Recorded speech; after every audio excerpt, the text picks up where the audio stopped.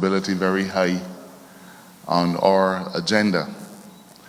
But it's not just accountability in terms of our institution, it is also accountability in terms of our stewardship. And so the Prime Minister has determined that over the next 12 months, and St. Joseph, as I said, has the honor to begin, we will engage in a series of informal discussions, dialogue with the people that we've asked to put their confidence in us. Now you will note though that this is St. Joseph and we're only going to be doing 11. And for those of you here at Josephines, you will know that part of our constituency includes Peace of St. Andrew, Peace of St. Thomas, Peace of St. George, and Peace of St. John. Even though we are focusing on parishes, with the Prime Minister's permission, I want to say that you must feel free to treat those adjoining areas that belong to us as being part of, for this limited purpose, the parish of St. Joseph. This is not a political exercise. This is an opportunity for all of you as citizens of Barbados to hold us, your representatives, to account. Now, for myself, I think that the constituency of St. Joseph and the parish of St. Joseph has been able to see a significant benefit, especially over the last 4 years, from the government expenditure. Or put another way, somebody didn't think that St. Joseph was getting its fair share of the pie. I've worked hard, Prime Minister, over the last 4 years to make sure that we get a fair share of the pie. Oddly enough, at a time when we are coming to present ourselves to you for grilling, if you could call it that, in St. Joseph, in the last few days, we have had a fairly acute water shortage. And while some might say, oh my goodness, that is bad timing, in a sense it isn't. Because we've worked hard to try to settle the water issues, and it's important that when these things arise that you have a unique opportunity to be able to ask us what went wrong. And so today we have a few ministers with us who, if there are questions that you wish to direct towards their portfolio, perhaps housing, Minister Sutherland is here, Minister Bradshaw is here. Minister Bradshaw is responsible for public works. She's responsible for our road infrastructure, something that is, I know, of tremendous interest to you. She's also responsible for water. And while she's not here yet, a number of senior, she's here now? She's on her way. A number of senior technical people from her ministry, including the Permanent Secretary, are here so that they can deal with the technical matters.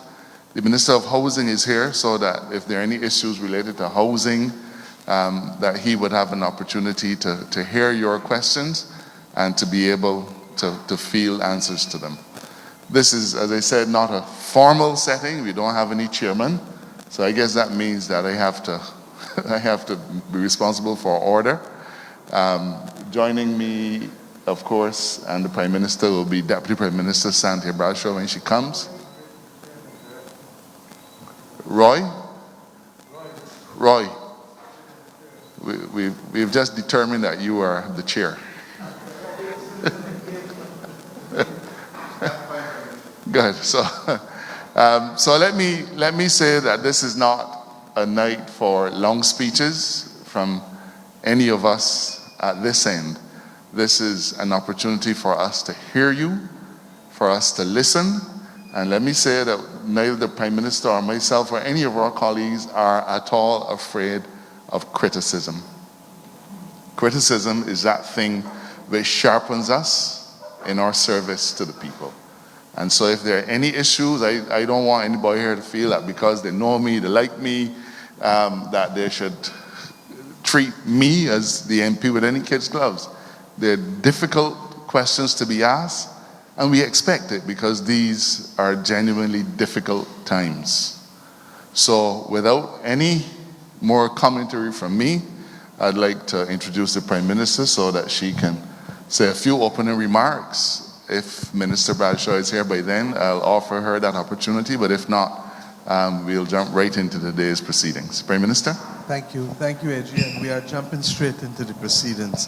The first thing I'd like to do, those in the back, come forward, because the one thing we want to do is to change Barbados from a place where people come in and sit in the back row. We belong in the front row. Come forward. Come. We belong in the front row. We're in the back row, people. You know what I'm saying?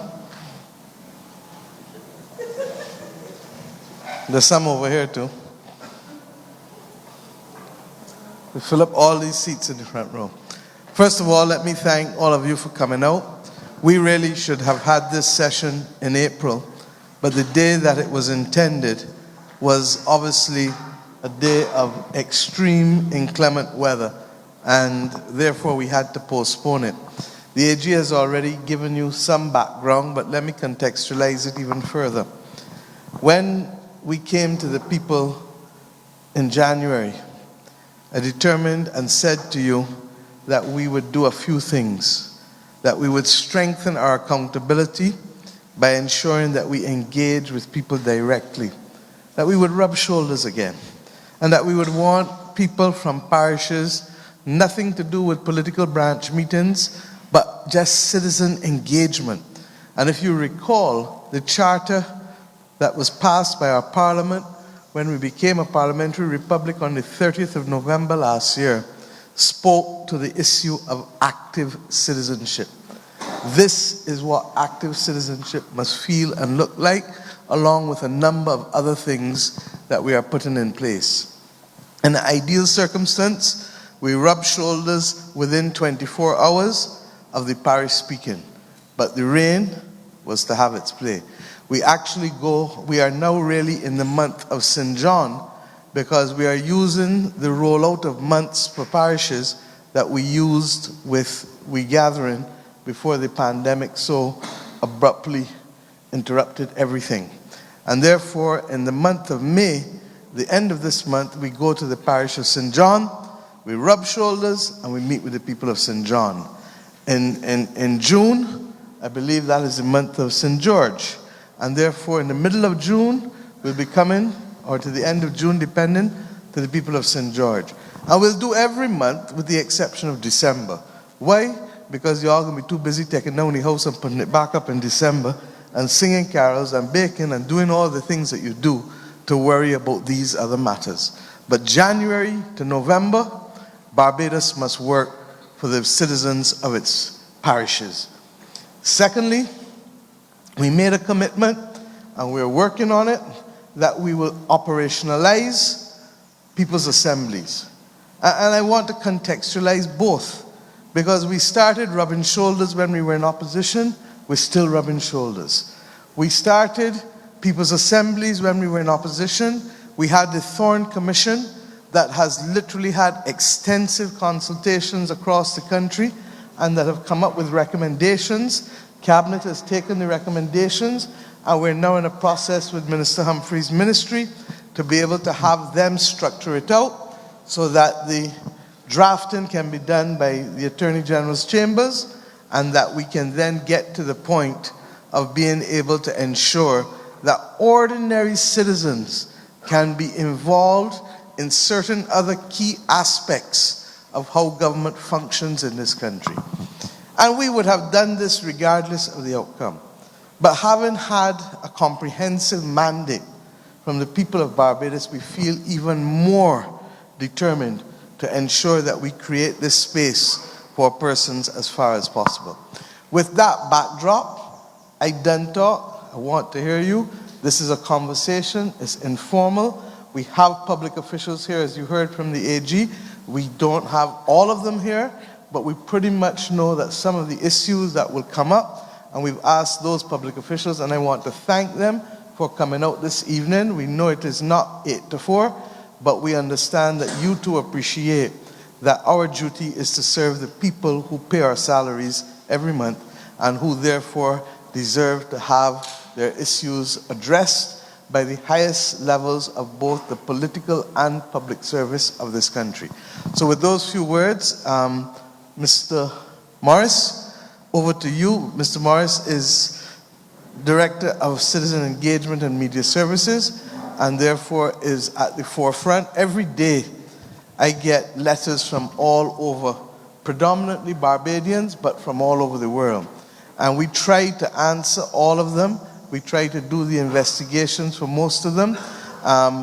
Obviously, there's another constitutional role of an ombudsman, but in many instances, what people want can be handled by the Prime Minister's office in many instances. And I thank Mr. Morris for leading us with that citizen engagement that we have been able to do to make your government more related to you and to make us more responsive wherever we can to you. So over to you, sir. Thank you, Prime Minister. Good night, everyone. This is a very simple process. As the Prime Minister said, this is your night. You have your representatives here. You have the officials from the ministries, the technical people here who can answer questions directly. And we want you to make sure you engage them. Do not let the opportunity pass.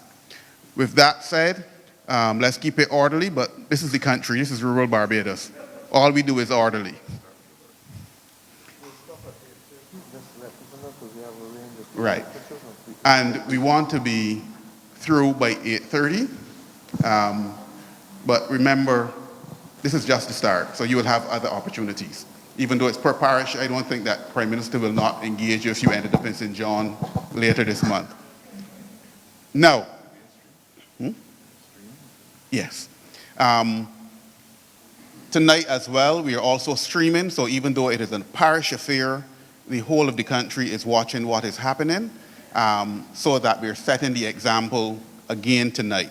And we will review everything, and then as we go into St. John and the other parishes, then we may make changes, depending on what occurs. So there's a mic in the middle. Feel free to approach the mic and make your points and ask your questions, and just keep it as brief as you can, and we will go from there. So we already have one person on the feet.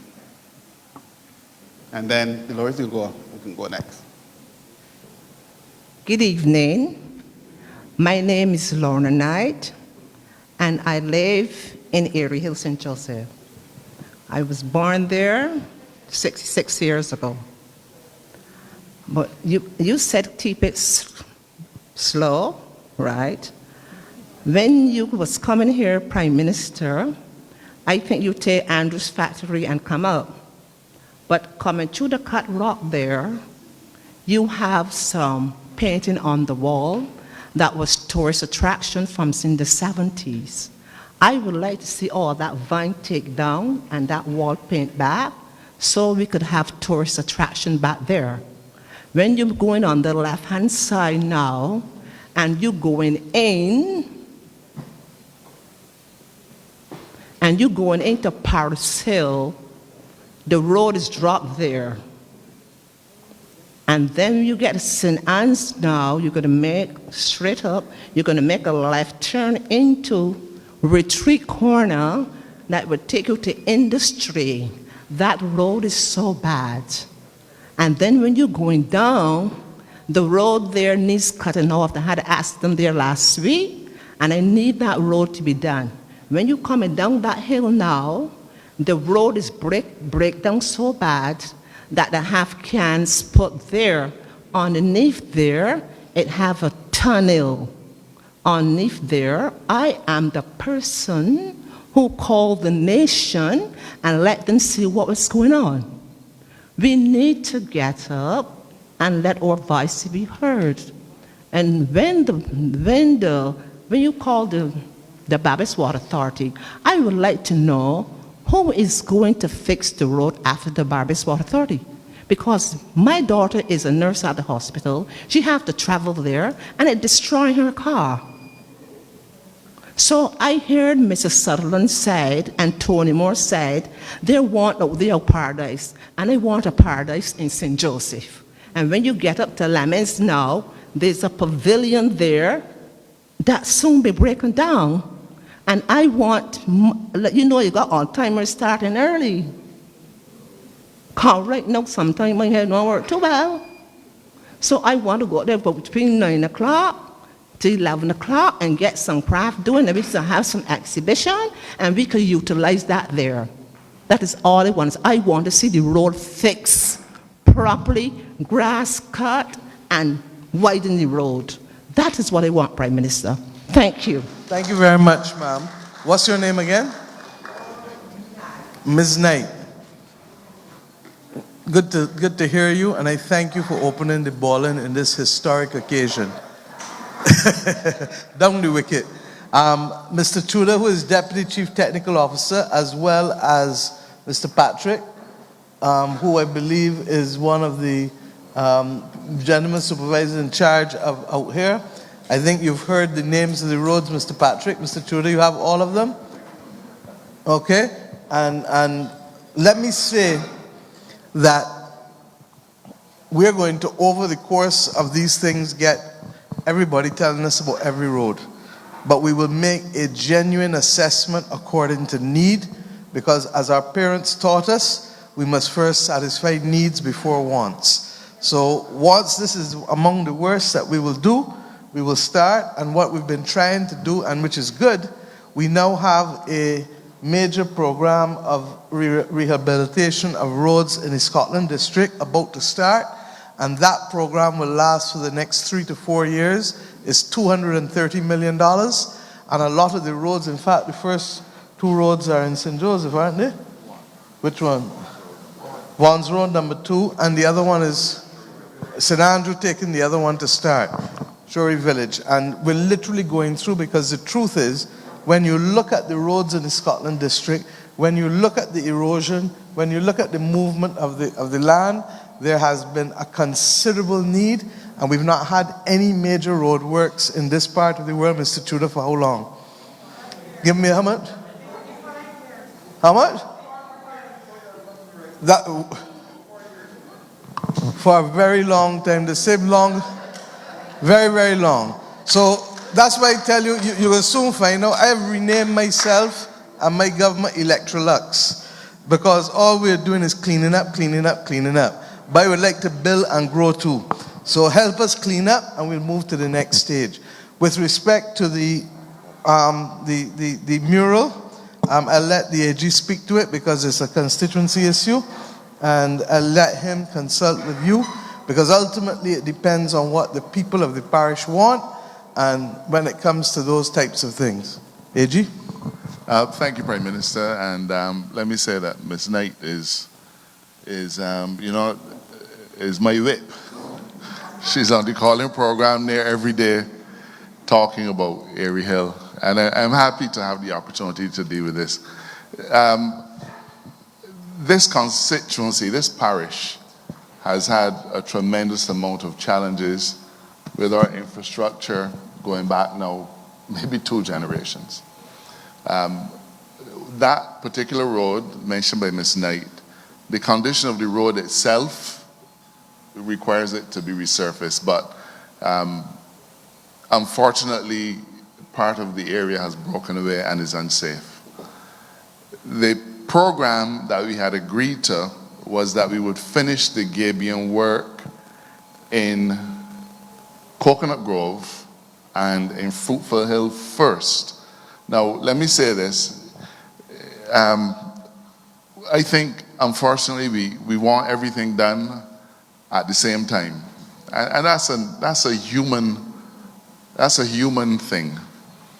But there are still some logistical challenges that we have been faced with.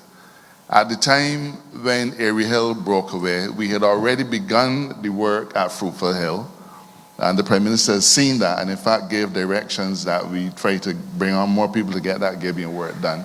And also we needed desperately to do Coconut Grove. So the plan was, as soon as the gabion team was finished in either Coconut Grove or Fruitful Hill, we would move it to Airy Hill, because it's not just a question of putting back up a road. MTW has recognized that that whole corner actually needs widening, and what you've referred to as a tunnel is really drainage, correct?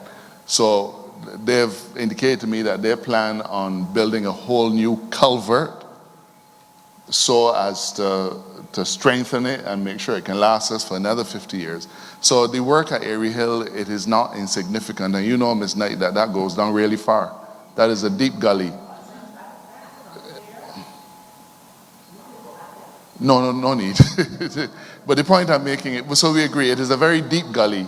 So it's going to require an extensive amount of gabion work. I don't know if Mr. Trudeau wants to explain it somewhat, but I've been reassured by the team that as soon as they finish Coconut Grove, they will go down to Airy Hill and get started on that major work of restoration. Part of the good news, though, is that in the project that we're doing with the Chinese, the entire stretch of road from Airy Hill going right up to the corner of Braggs is going to get a complete makeover and is going to be completely resurfaced. You mentioned the pavilion at Lambings. Last year, a decision had to be taken to shut that pavilion down, and I think you know why. It is simply unsafe. I've seen it. I took the minister there. It has holes in the floor. You have to be fearful that if you step on it while you're doing the ballroom dancing or square dancing, that you will literally fall under the building. It is unsafe. The National Sports Council has agreed to build a new pavilion. We're not talking about repairing what is there. It is irreparable. Sports Council has agreed to build a new pavilion for us at Lambings, and I think it's intended to be slightly bigger, right, Dwight? Intended to be slightly bigger. Not we can't afford to do the things that you would like. Okay. Well, the Prime Minister is only asking that you appreciate that while things will come, they are not always going to come at the time that we want them to come. But I can assure you that a new pavilion at Lambings, it has already been designed, and the National Sports Council intends to give us a new pavilion at that facility. So, yes, go ahead. Ms. Knight, you have a new clinic in Horace Hill that you just get a St. Joseph Outpatients Clinic. You have also the new community center in Bathsheba that you've gotten. Hold on, we've got the investment in water, Mr. Seeley. Yes? That, Mr. Morris, Percy, that was supposed to come from Vineyard to Mount Pleasant. So you're going to get it. But there are some other areas in the country, and the exercise of Parish Speaks is going to begin to right-size all, because like with any family, if you feed the first 2 children and you don't feed the next 3 or 4, what's going to happen? Ruction in the house. So, no, let's be clear. So everybody can get a chance. But I'm not going to excite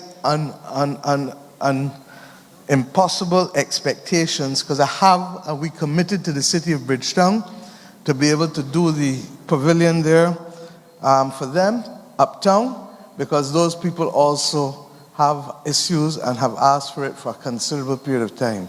So all I'm trying to do is to tell you, yes, it will come. The government's term is only less than 4 months in. I have another, how many more months to go?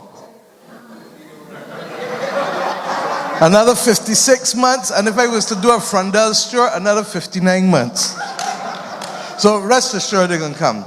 But the major thing you're getting also, we've spent a lot of money getting the water with the Vineyard project and Mount Pleasant to get it here. We have new reservoirs going up in Castle Grant. If anybody goes up there, you'll see a brand new water reservoir going up there, replacing what has been there for decades. How long, Mr. Leslie? Sorry? That has replaced an almost 100-year-old reservoir at Castle Grant. We also are doing housing at Ginger Works there, and making sure that people get that as well. So I'm telling you, St. Joseph, I don't know that St. Joseph has had it so good since Grantley gone. That's the truth. But having said that, I also appreciate that you went through a difficult period where nothing was done for a long period of time, and where the climate crisis as well as the difficulties with the water distribution have compounded your experience, and you began to feel as though you were outsiders in your own land. So all I want us to do is to recognize that we are moving, that we are making sure that in the middle of an IMF program, in the middle of a pandemic, in the middle of all of these things, we still have to make sure that we have buses to get people to and from St. Joseph. We still have to make sure that we have garbage trucks to collect everything. So we're doing all of these national things while we're doing local things as well. Okay? So,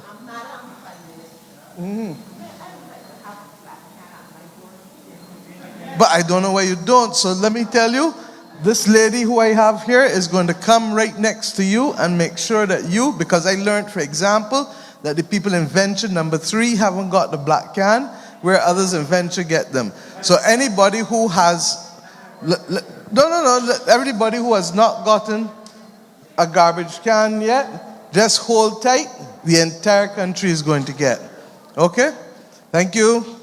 And welcome the Deputy Prime Minister, who I told you was delayed in traffic. Thank you. Just one last thing that I didn't get to mention. The question of the paintings at Paris Hill. And, people have been saying, Mr. Marshall, why we don't paint them up and so on. No, let me just make this clear. All over the world, murals have taken on the form of art. And the discussion that we've had about the murals at Paris Hill is how can we preserve this exciting art that is unique in Barbados for another 100 years. So they've said to us, don't go scrubbing the murals with soap and water to get off the dirt. Don't think that you can go and paint over the orange bits and the yellow bits because they seem to be fading. So the discussion that has to happen is not about painting up those murals to make them bright again, but to find a way to preserve those murals so that they last 3 and 4 other generations. It's absolutely unique, and I know that instinctively, just like you paint a house, you want to come and put on some paint, but the recommendation is that we don't treat those murals in that way. I can speak to this as well, sorry, because as Minister of Culture, we have to be able, art preservation is a dedicated skill, and I certainly hope it will be done. Those of you who knew the Eagle Hall Post Office would have seen that the last government just went and painted over the mural at the Eagle Hall Post Office just before the election of 2018. I wouldn't be one of those people who would have said that they painted it over because they had a picture of my grandfather. But suffice it to say that what they did was wrong. And there has to be, in copyright, there's something called your intellectual property rights in copyright, but there's also something called a moral right. And a moral right means that you have the right to be declared as the person who was responsible for the creation of that particular piece of work. And that is how much the law recognizes that the integrity of a person creating something ought to be respected and ought to be given legal protection.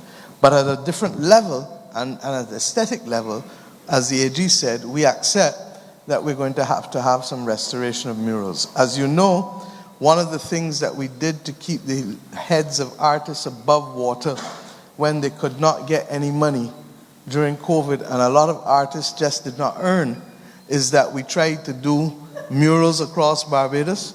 We tried to do digital concerts and to have people reach out to others. So all of these things are done, and we will make sure that Paris Hill mural is properly restored.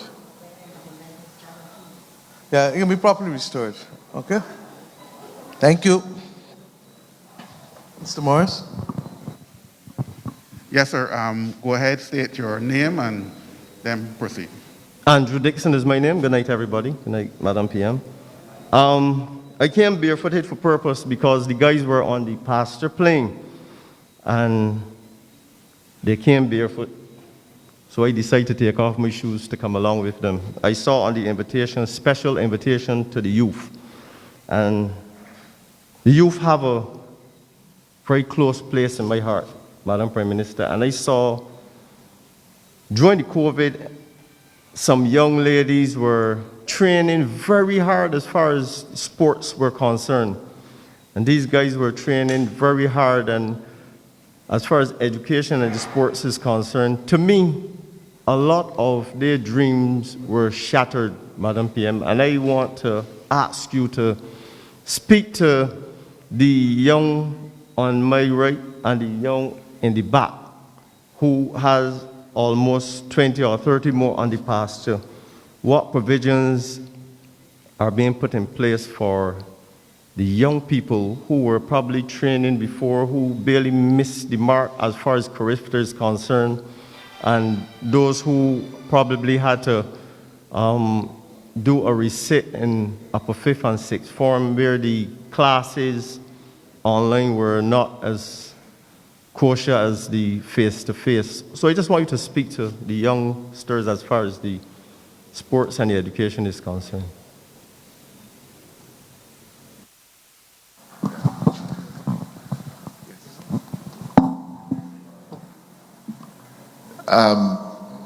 I don't know if Minister Griffith is here.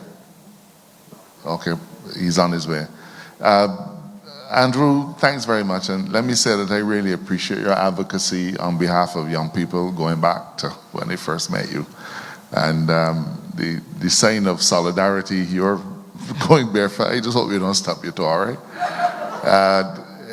The last 2 years has, we as adults think that we've had it rough, but the last 2 years have been a huge challenge for all of our young people in every way, in terms of education, in terms of even their ability to go outside and to get involved in sports.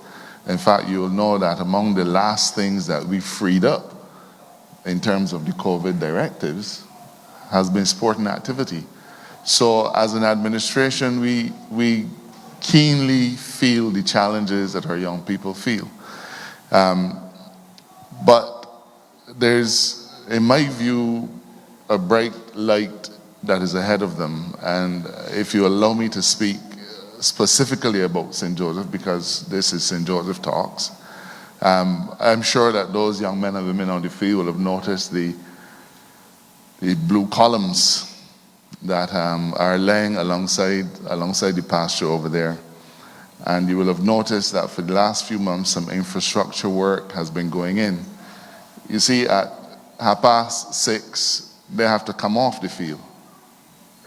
And that is where some of the problems begin. And we want to make sure that sporting as an opportunity for our young people is a real opportunity. And at this location, we're going to be seeing lights.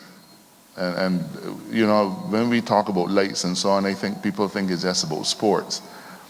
But one of the things that we've been considering over not just this administration, but from as far back as when we were in government before, the importance of having our young people engaged in wholesome sporting activity cannot be understated, because if they're not involved in sports, Andrew, young men and women, they're going to get involved in something else.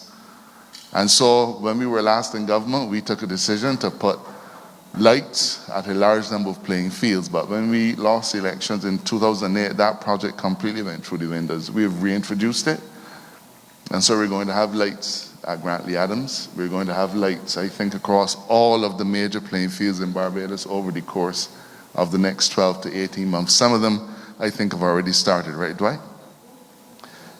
In addition to that, we will also be having mini stadia.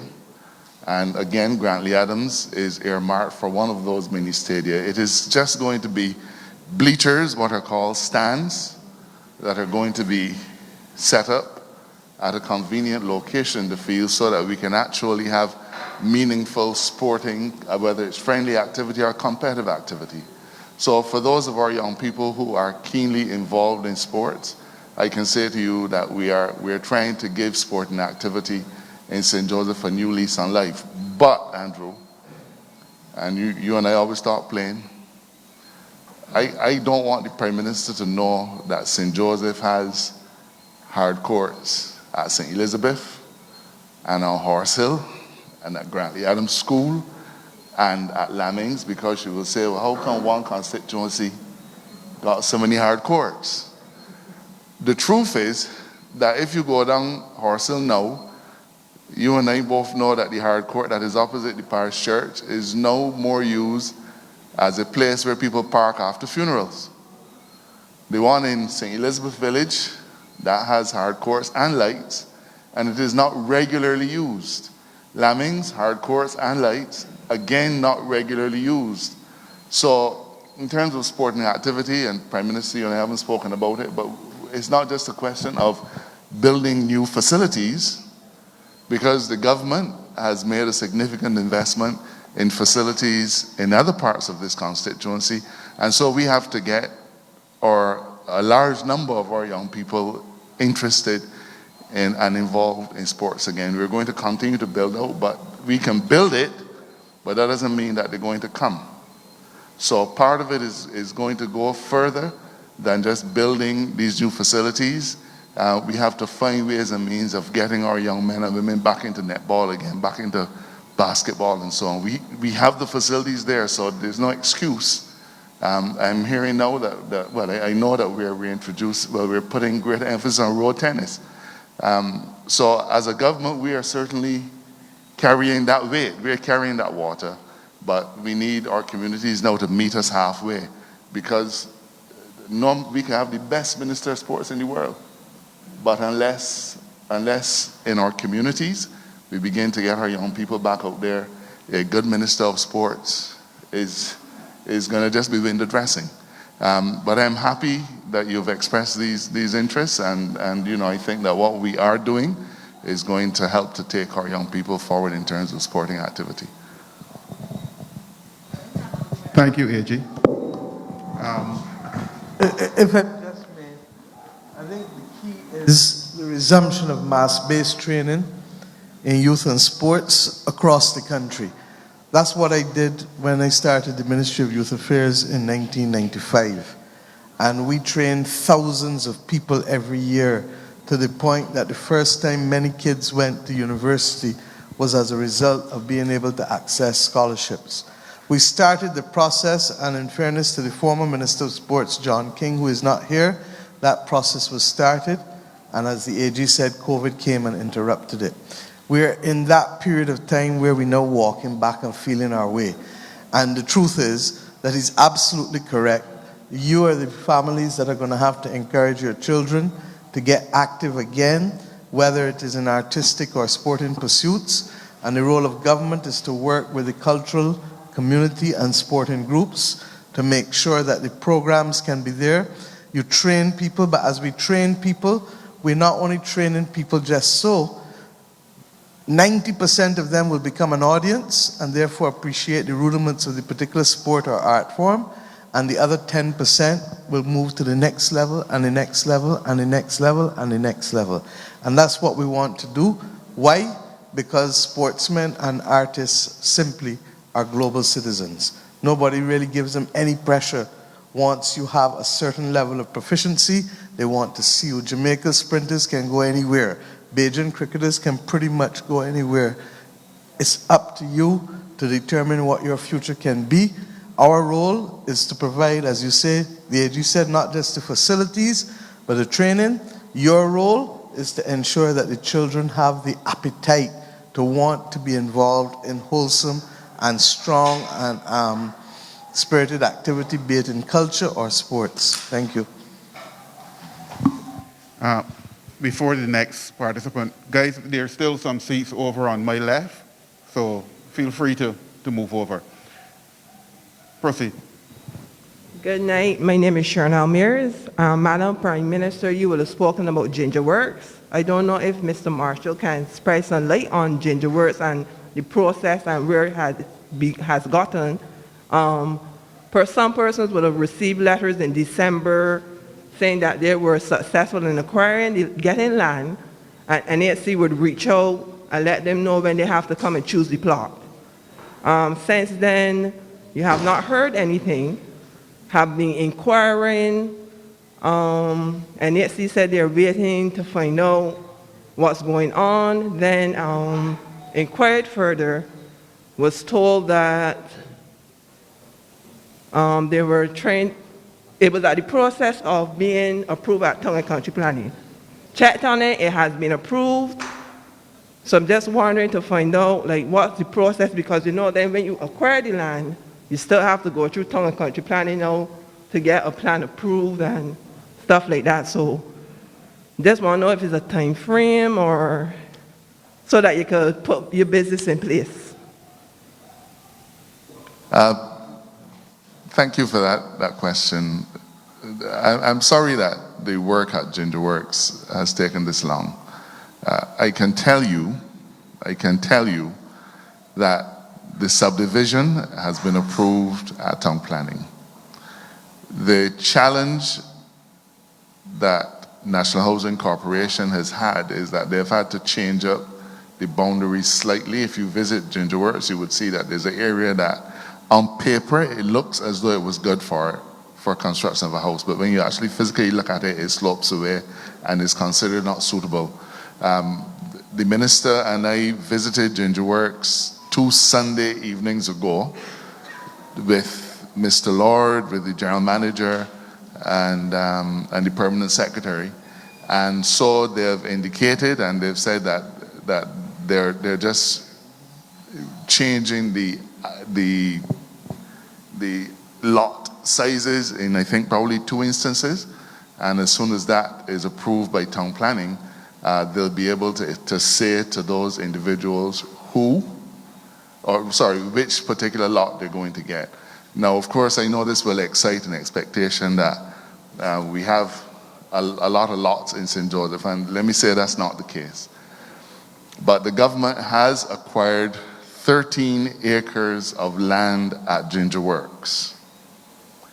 The part that is being done now is a very small section consisting of only about 11 or 12 lots. 5 of them are dedicated to ELSA relocations. So we'll have about 6 or so, and those are the 6 that you're talking about. But if you come down Ginger Works, on the right side of the road, that 10-acre parcel, that strip of land that you'll see on the right, it has been acquired by government for housing, and I'm not sure when they're going to actually start the work on that, but I can tell you that some of those lots are going to be allocated for rental of house spots. Another set of those lots will be allocated for purchases, and then working with the Chinese project, I think the plan is to build a number of quads and duplexes on part of it. So you will actually see that 10-acre parcel, and of course the Prime Minister wants us to reserve a few, well, some of it for agricultural purposes.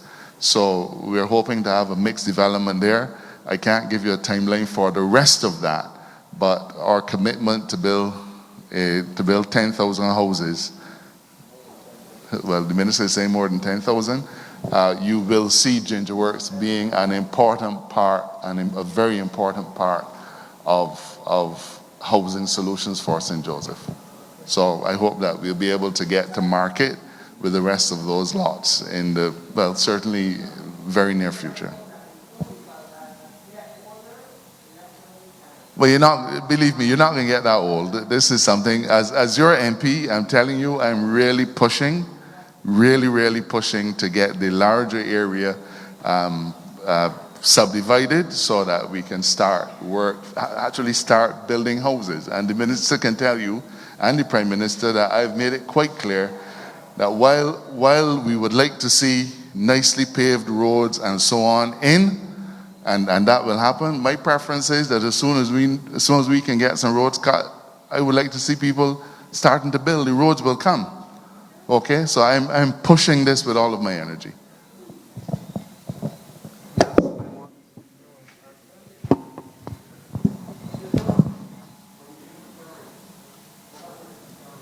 All right, thank you. Good evening, St. Joseph.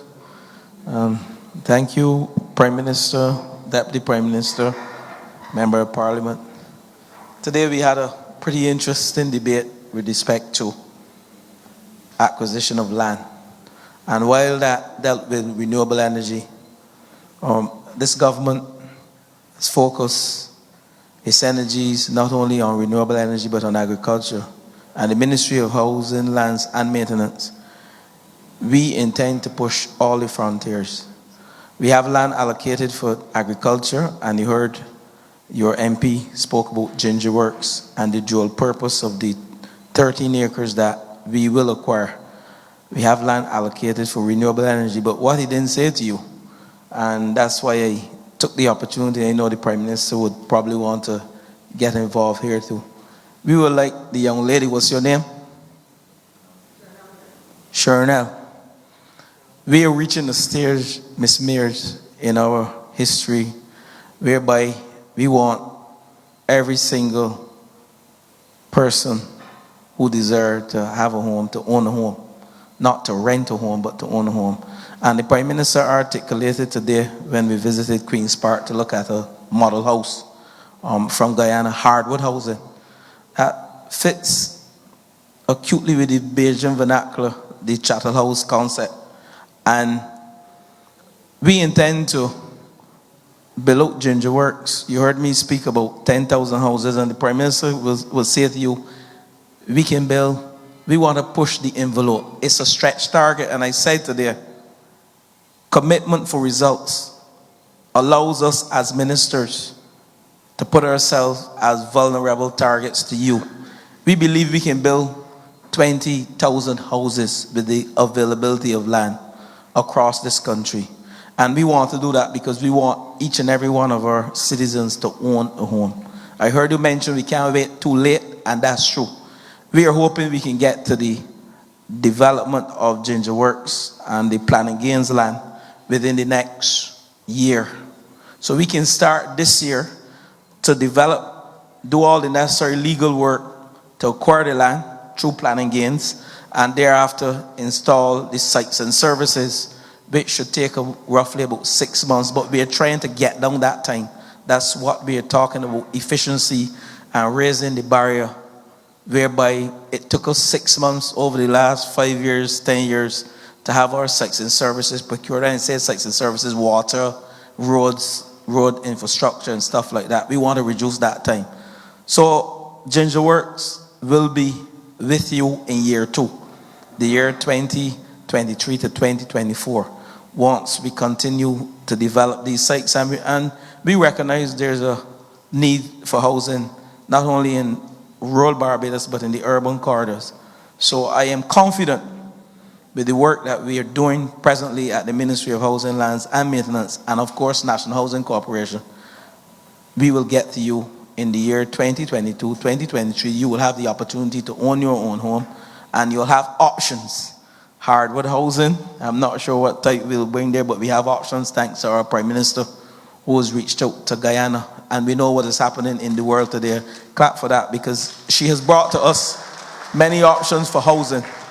And you can determine if you want a metal house, if you want a hardwood house, or if you want a wall structure. That never happened before. So I'm saying to you, there is a lot on the horizon. I'm very optimistic and I'm positive that you will own your home in the very near future and not distant future.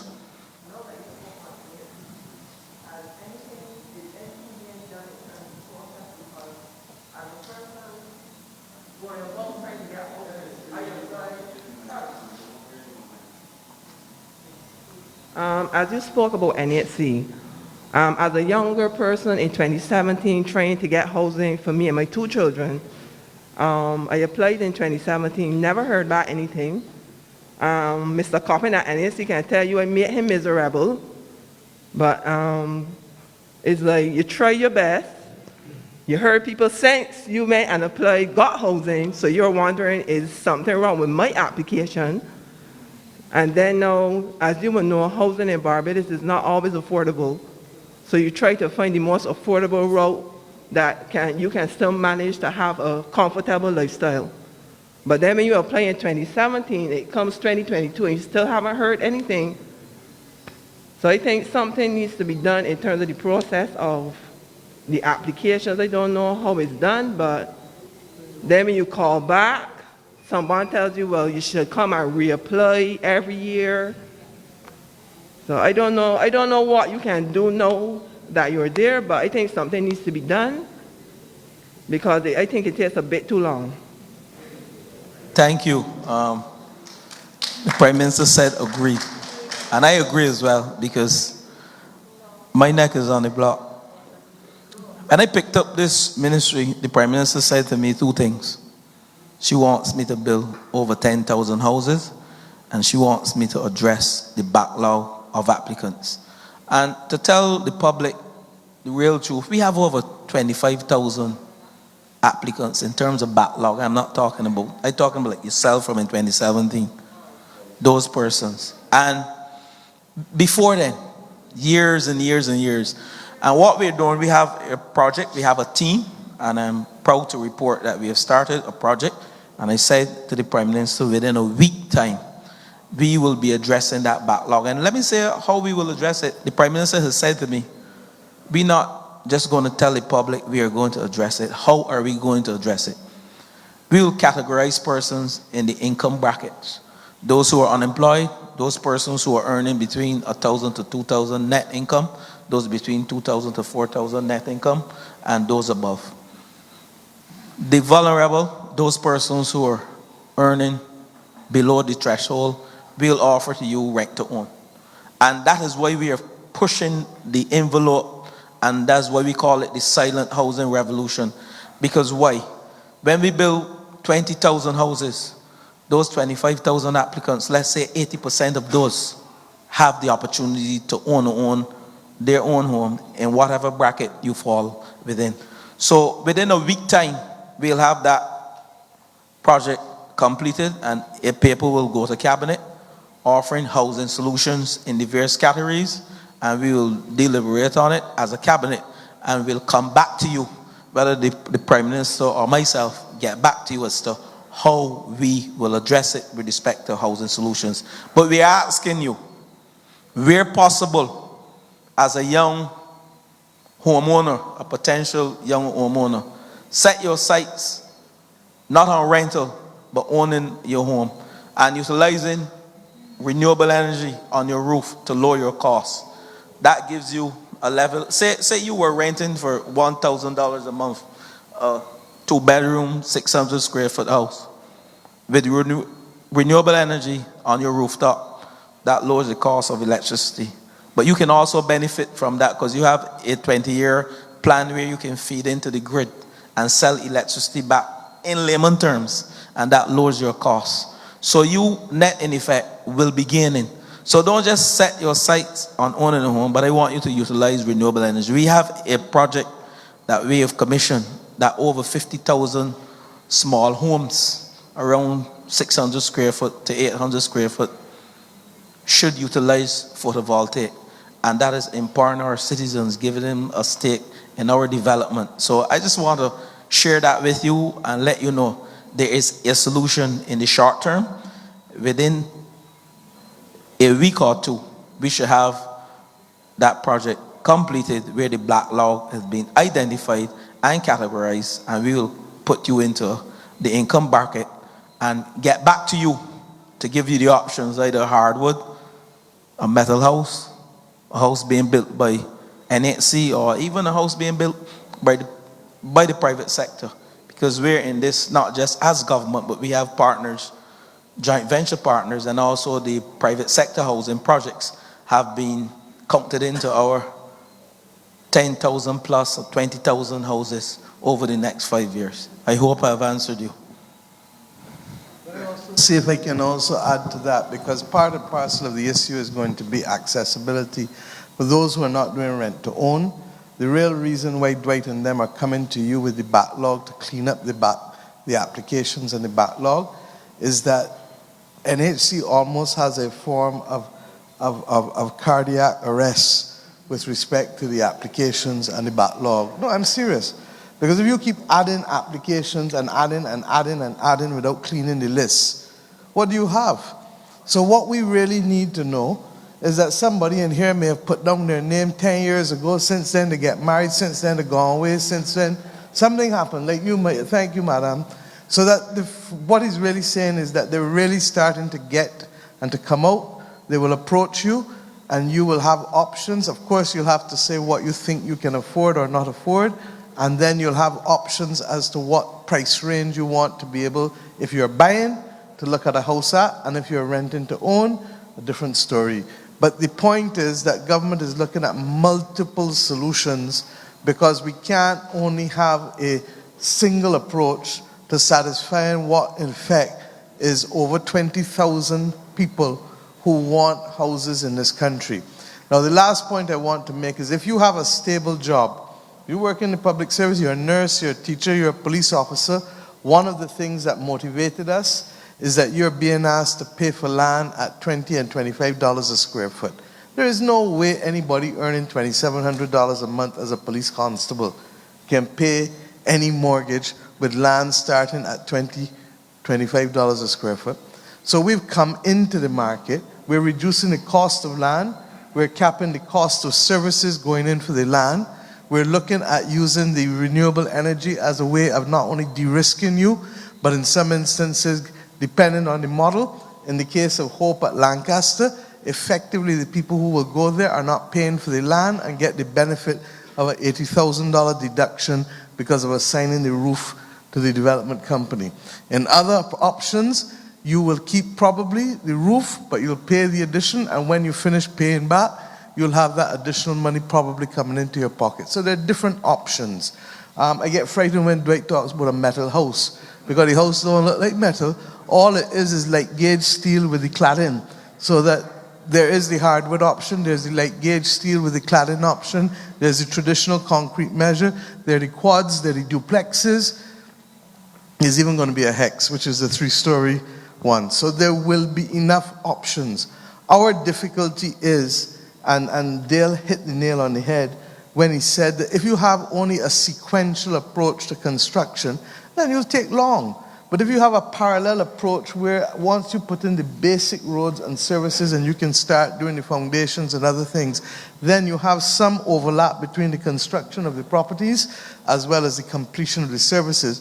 Because we know that at the end of the day, for those who are buying, you have to give a certificate of compliance to the person if the bank is going to release the final money to have the bank's security protected.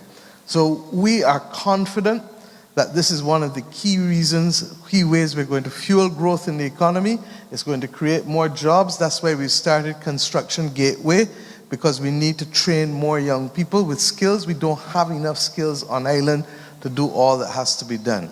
We've said that we're going to use the patrimony of the country, the wind, the rain, the sea, the sun, in whatever ways, in order to give every Bajan homeowner a piece of the action with respect to renewable energy, because we know that persons, for example, who can't prove their income consistently for a bank or a credit union, when you can show what you can prove combined with what the roof can earn, may well become a viable option for you to get a mortgage and to be able. My advice to you, rent is dead money. I learned it early. From the time it come out your pocket, it dead. You pay that same dollars and you put it in a mortgage, you'll go back in 5-7 years. Your child needs something, you can borrow back against the house. Your mother's sick, you can borrow back against the house. You want a piece of equipment, you can borrow back against the house. And when we talk about financial literacy, it is because I don't want it for us alone, I want it for everybody. So we need to be able to train everybody to show why the same money spent as rent is dead, the same money spent as mortgage gives you an asset that you can pass on to your children or that you can sell or you can borrow against. Understood? Thank you. Thank you very much, Prime Minister. Before the next contribution. I just want to remind everyone that this is called St. Joseph Speaks. And we want to give as many people the opportunity to have their say. So when I ask ministers or other technical officials who respond to use the word economy, don't use more words than are absolutely necessary so we can get through more people. Thank you. Proceed. Thank you, Chairman. Good night, Prime Minister, AG, and Minister of Public Works. My name is the Corsi Holder. I don't have to introduce myself because they'll know me well. I was the chairman for the last 3 or 4 elections. But what I want to find out, I think I heard that Mr. Patrick from MTW is here. And I want to find out what is going to happen to Bryce that's leading from the newly constructed reservoir down to Vilnius Place. When will that be repaired? Because the honest truth is, when you are driving in Bryce now, you're like in the Wild Wild West. You dug one hole and hidden 6. And the honest truth is, I don't think that road needs any patching. It needs scraping and repaving. Also, over there by Easy Hall is very bad. I was in Easy Hall over when Mark Maloney's place, just there for rally. And that road is terrible. The next thing is Lambridge. They came to Lambridge at election time and patch one part of Lambridge and leave the other part. When will you get back to Lambridge? All up to the supermarket. Tell us when we will get back there. And another thing, we're having some serious problems with transportation. Although, Prime Minister, you know you mean well, that TAP program, some of the guys, I'm not saying all, some of those guys who supposed to be, when they come from town, they're supposed to come to Clement Rock, do the same route as the bus, transport board bus. But they don't do it. And if they do it, then when them coming from Blackman Stand to come back, they turn at Mayor's Corner and go down. Leaving poor pensioners now to go and catch the sins that you are avoiding the pensioners on. We need those problems addressed. The next thing is we having some problems with water again. No. We having some problems with water again. I'm saying it frequently up to this morning. We having some problems with water. And I would like all those problems addressed. Thank you very much.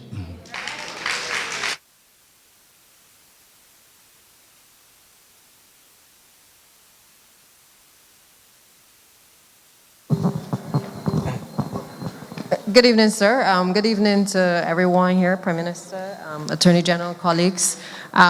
Let me just say that I anticipated the questions and the concerns on roads and water, and I have worked with my team as well, because many of them have been both in relation to the Barbados Water Authority and the Transport Board, and also MTW, obviously have been at the center of a lot of the criticism over the last couple of years in starting works and not completing works. In some cases, it has been a disruption of water in this community as well. And I can tell you that the AG, even up to today, has been whispering in my ears constantly, sending me emails and text messages from the people of this constituency in relation to, in particular, the water issues. So I'm going to just ask the technical team, perhaps Mr. Tudor, if you want to just address the issue of the roads first that the gentleman has raised. As you know, we're getting ready to do a number of roads in the Scotland district, generally, which of course encompasses St. Joseph. These things don't happen overnight, and I want to really appeal to the public to appreciate that we have spent a lot of time negotiating for loans and for financing to be able to do a very ambitious program in relation to road improvements across this country. That takes time in terms of making sure that those negotiations take place. But the Scotland District, and in particular the constituency of St. Joseph, has been high priority in terms of making sure that we can acquire those funds to be able to start those programs. And I think starting now at the end of June, that is the anticipation for when we will start some of the road works. Let me just say here that there will be disruption, because you can't get improvements if you don't have disruption. What we will try to do from our end is to try to mitigate the disruption that is going to come as a result of us being able to do these roads. But I'm saying to the public that we are doing our best on our end to not only get the financing to fix these long-standing problems, but equally we're going to have to work together in terms of the issues of dust and, you know, the congestion and the roads that you wanted to take but you can't now take. We're going to have to walk through those issues with you. But the commitment is there certainly from the Prime Minister, the MP and myself to make sure that we are able to address those concerns that you've had. I'll ask Mr. Tudor perhaps just to come forward. Or you have the mic. Go ahead. Go ahead. Yes, good evening or good night, everyone. Good night, everyone. As the Prime Minister highlighted earlier, there is a $230 million program to rehabilitate the roads in the Scotland District. I must say that in my almost 40 years being in ministry, this is the first time we've ever had such a comprehensive program being undertaken. Now, thank you. In terms of how we came up with these roads, we got inputs from the representative, in this case, Minister Marshall. We also had inputs from the officers in the district, like Mr. Adamson, who was recently retired, and Mr. Patrick, as well as we also got files from concerned citizens about their road being needed repairs. So I am pleased to let you know that the roads that you have mentioned just now are all on the program to be repaired. Right? Now, I can't tell you that they'll be repaired next week, but they are in the program to be done between, let's say, June and within the next 2 to 3 years. But we will continue to patch. I know it's too long, but don't forget, we have a total of 78 roads so far listed to be done, both in St. Joseph, St. Andrew, St. Thomas, right? So it's an extensive program to be done, and we can't do all in one parish at the same time. But your roads will be repaired during the process. Sorry.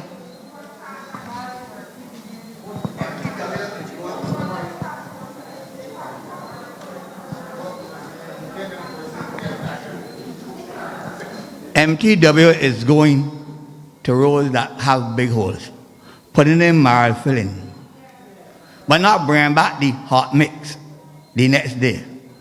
So by the time that people drive there with big cars and big trucks, or the rainfall, it will wash out again. It happens up Easy Holiday side. It happened in Lambings.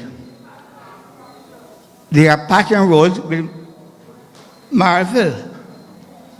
It's not hot mix. So when you put in hot marl fill, you ain't doing nothing. You can let it stand. I believe that these roads could be scraped, skin the roads, and let the people that who drive. I don't drive, but I got friends, I got children who drive. Let the people that who driving get a better ride on the road, and they won't have a duck from holes. They won't got to drop in potholes.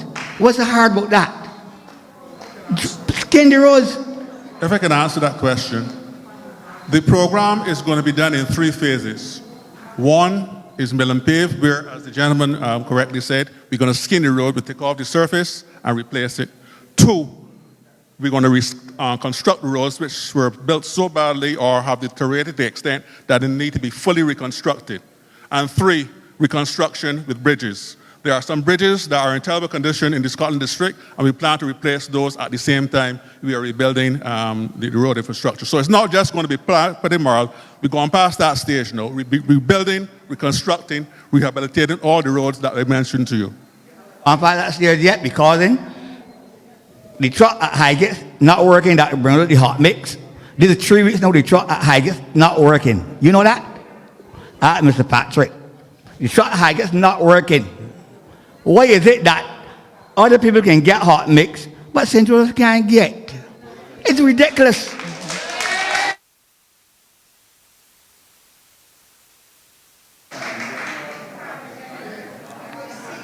We have some... I ain't stopping though. We have the worst roads in Barbados right now. And we want them fixed. I cannot...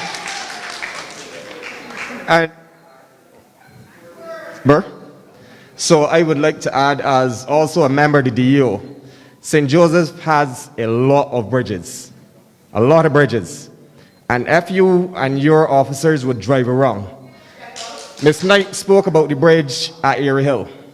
We have 2 bridges, one in Coffee Gully, one in Barchbury. We have the Melvins Hill Bridge. All of these bridges are major networks, and all of them are compromised.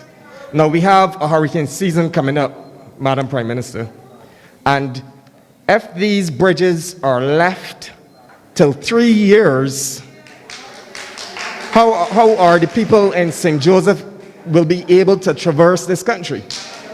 All of these bridges are major networks.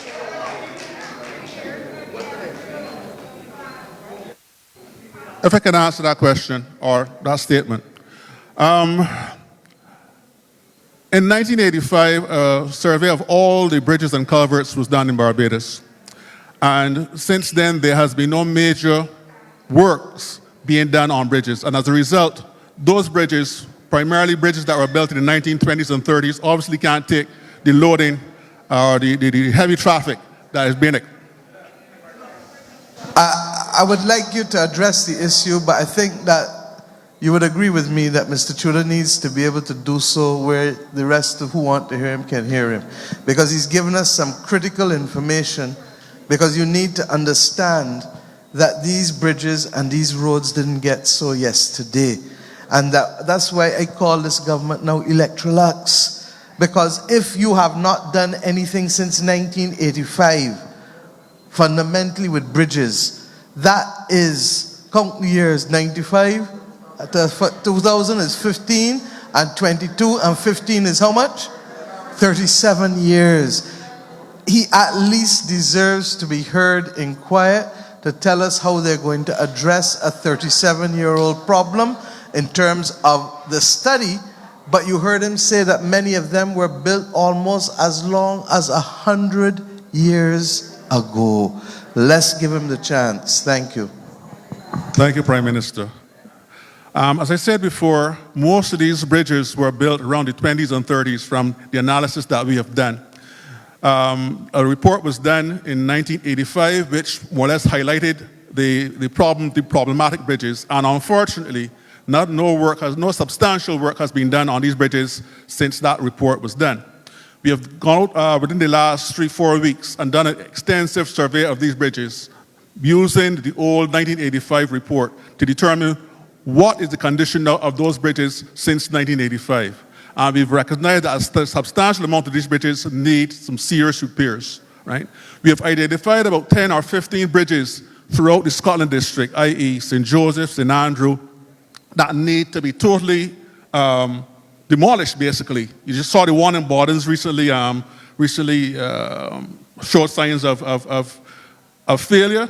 That is also being looked at for repairs. But as the Prime Minister says, these things take time. You can't build all the bridges at one time. A bridge tentatively costs between $4 and $5 million each, right? And we have not been getting the money to date to repair these bridges as we would like.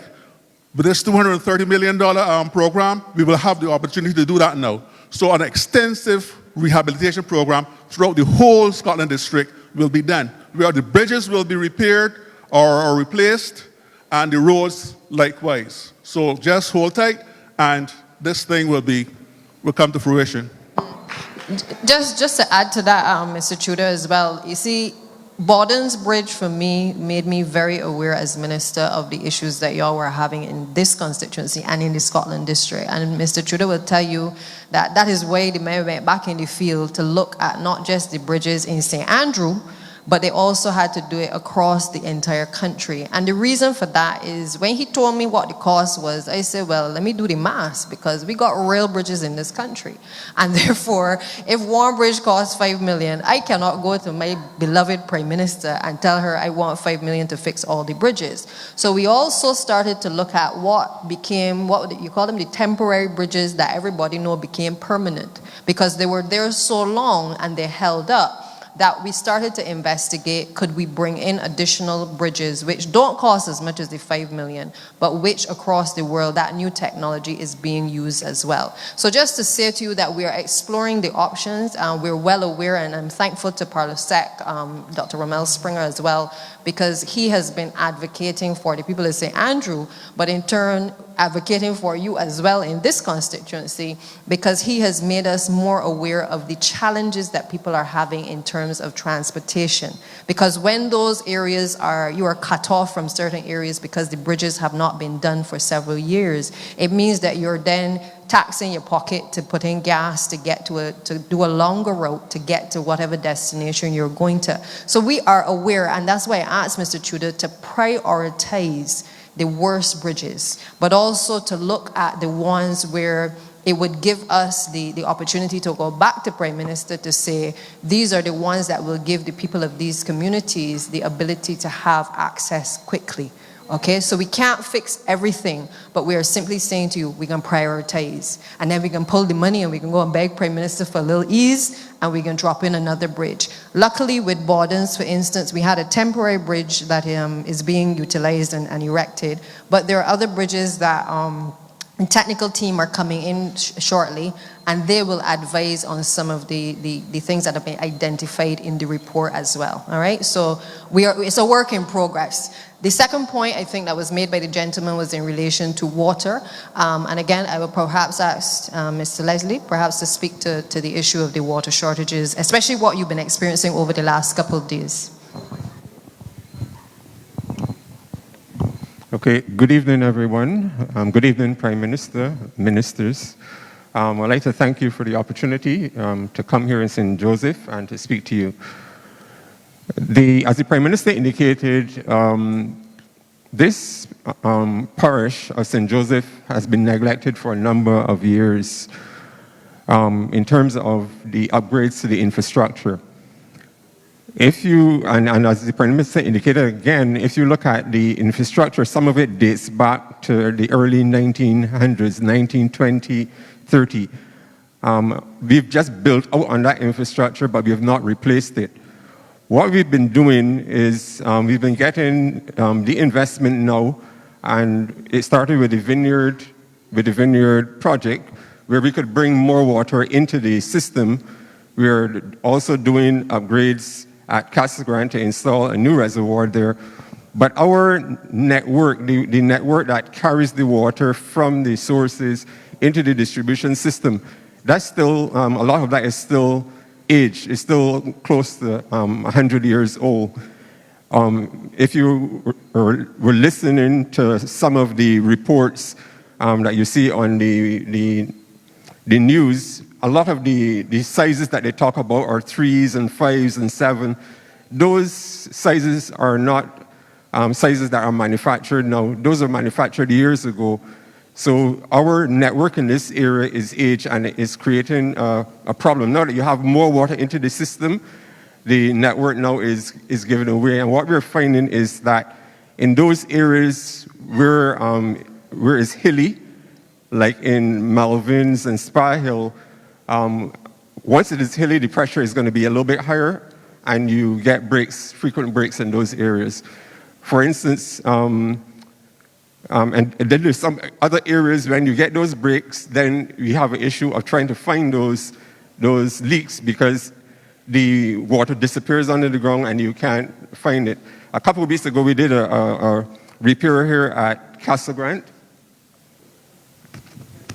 we did a repair at Castle Grant, and when we did that repair, we found that the main was leaking from in the bottom. It had a hole about as big as a $2, and the water was just leaking away, but there was no sign of it coming to the surface. The Barbados Water Authority has been fortunate to be able to source some funding for mains replacement in this constituency. There are 16 kilometers of main that have been identified for replacement. That is going to be replaced through a program that is funded by a Latin American Development Bank called CAF. We are working with that bank now, trying to get that funding so that we could do the mains replacement. But in the interim, what we're doing is we've intensified our leakage detection, and we are intensifying our response to repairing those leaks. For those of you who would have come from the White Hill side and come around through Welchmore Hall, coming that way, you would have seen a lot of marks on the ground. You see a lot of orange paint all over the roads. That orange paint is used by our leakage detection teams when they are identifying the locations that they've gone through already. And as they go through those locations, they're identifying leaks that are visible and leaks that are not visible. They're reporting them to our department, and we're repairing them. So we're doing a twofold process. We're doing leakage detection, repair, and we're also going to be doing a mains replacement program where we're going to be replacing a number of those defective mains along with the Ministry of Public Works when they come through to do the roads in the parish. I don't know if Mr. Halliday wants to add anything else. Sorry, let me just be a devil's advocate on behalf of my constituents. For much of the last 5 days, a lot of St. Joseph has been without water. Now, certainly, I was pleased with the tremendous improvement when the Vineyard to Golden Ridge project was completed, because most of St. Joseph was getting water on a daily basis, so much so that Water Authority was not even filling the water tanks. But to have had such a widespread outage of water in the last 5 days throughout the weekend into today, tankers, I'm being told that tankers have not been visible, and therefore there's a tremendous. If we go a little later, I'm sure you'll begin to hear anger in the voices of some of the people in here. This is not what was expected after we said that we'd solved the water problem. So you've talked about leaking, but I'm assuming that some of those leaks have been there for years. So I'd like if you could answer the question whether the shortage of water or the absence of water in the last 5 days specifically was due to the leaks, or if it was due to, I was made to understand that there was a shortage of water in the Golden Ridge Reservoir. So I'm just hoping that you can give a little bit more clarity to the questions. Okay. What you've indicated is that there is correct. In the Golden Ridge Reservoir, we had some issues there as well, but it is all related to leakage in our distribution system. Water from all of our sources, Bowmanston, Applewitz, the new Vineyard project goes into the Golden Ridge Reservoir. That Golden Ridge Reservoir, some of that water is pumped onto Castle Grant, and some of it is retained in the Golden Ridge system. Over the last month or month and a half, we've been picking up a number of leaks in the Castle Grant system. In the Castle Grant system, we've had issues like in the Auburn area. The main there in that Auburn area has burst about 6 times in that Auburn area. In the Golden Ridge side of it, we had a number of leaks in the Greens area.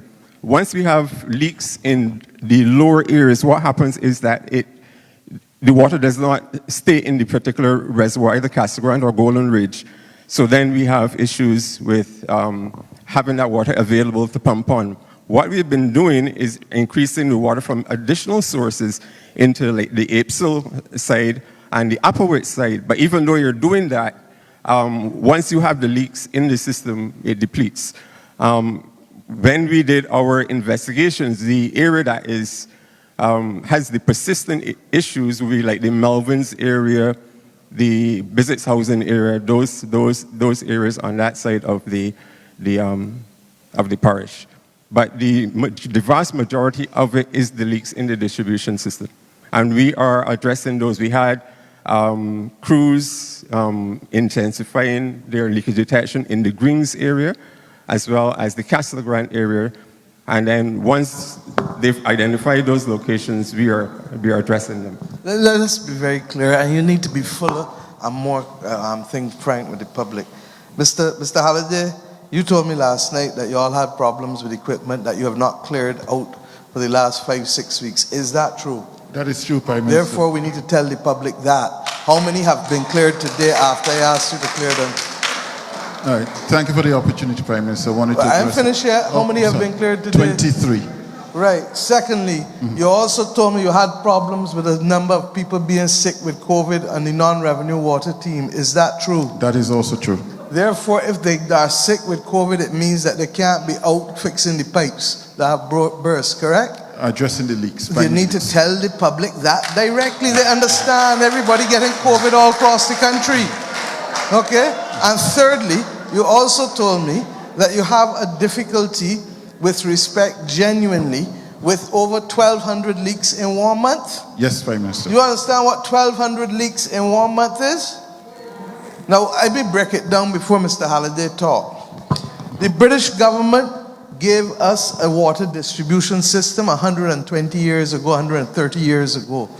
They had an empire that financed the construction of water distribution in all of these countries. We have a country, one country. Mr. Halliday, we also have the effects of the climate crisis that's affecting how much water you can pull from the aquifers. Is that true or not? That is also true. So that all of this fancy talk about climate crisis that you hear me talking about, it comes down to the fact that the water that we used to be able to pull from below is no longer there in the same way as it was before. Secondly, how much percentage of the water mains that breaking all the time? You all saw when I went in the bell the other day and I picked up the piece of rusty old iron, and you saw that we had a big pump, a big heavy pump that both from me to Charles Griffith there, and back down to there, sitting on a platform. Not true, Mr. Leslie? They've been waiting for how long for the stainless steel platform to put in there? Over here. 18 months to be precise. You order it from China and it ain't get here yet. What was the decision made? That we can't wait no more, because if that pump fall in and fall down, it mash up. And instead of water being out in the bell for 3-4 days to replace the cast iron and the girds, you would now have to wait 6 to 8 months minimum. And I go further. Yesterday, the Deputy Prime Minister, Minister Simmons, and others met with me and the Barbados Light and Power. And this is why these sessions now are so important, because we need to talk with people. When you playing cricket, Mr. Dixon, you say you come in from the playing field. When you playing cricket, you can play the same shots for spin that you play for pace. You can't. So the world is at war. The world is at war with COVID. The world is at war with climate.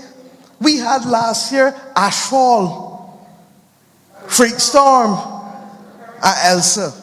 All in 1 year that you didn't have in 65. Okay? The world is at war with war. So what is happening? Everybody watch what's going on in China? China says zero COVID. So what happened? They shut down Shanghai. Shanghai got millions of people. Tens of millions. Not a man can move. Not a ship can move. So that is why the Water Authority, before even the shutdown, the pandemic had the supply chain mess up. So you can't get things. We met with Light and Power yesterday.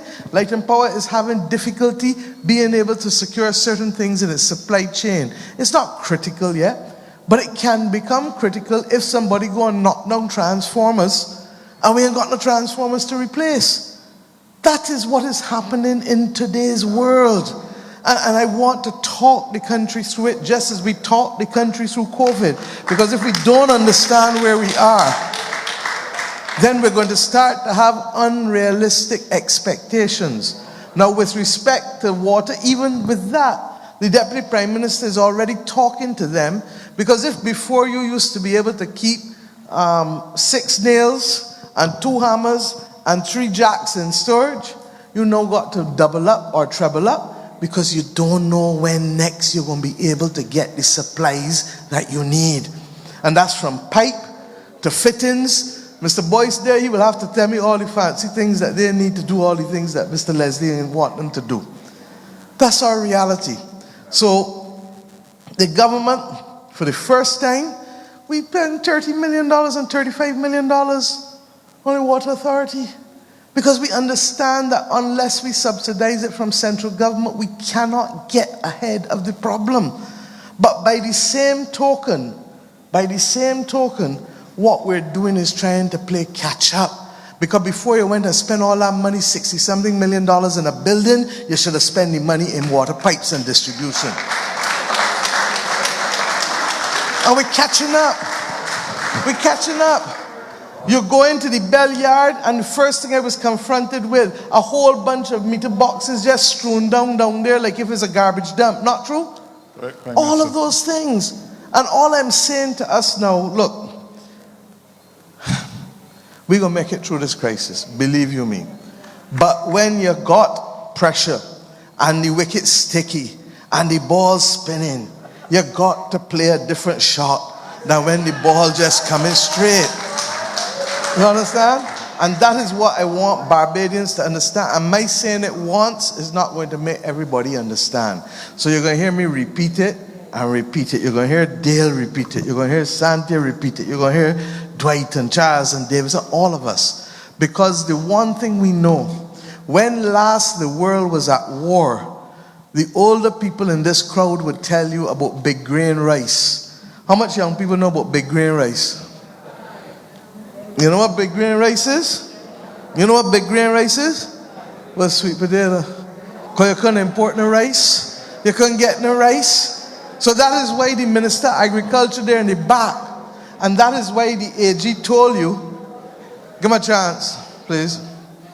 That's why the AG told you that I have insisted that some of the land at Ginger Works be reserved for food cultivation.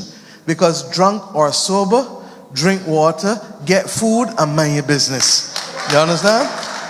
Because if that ship, God forbid, our traditional supplies are predominantly through Miami for shipping.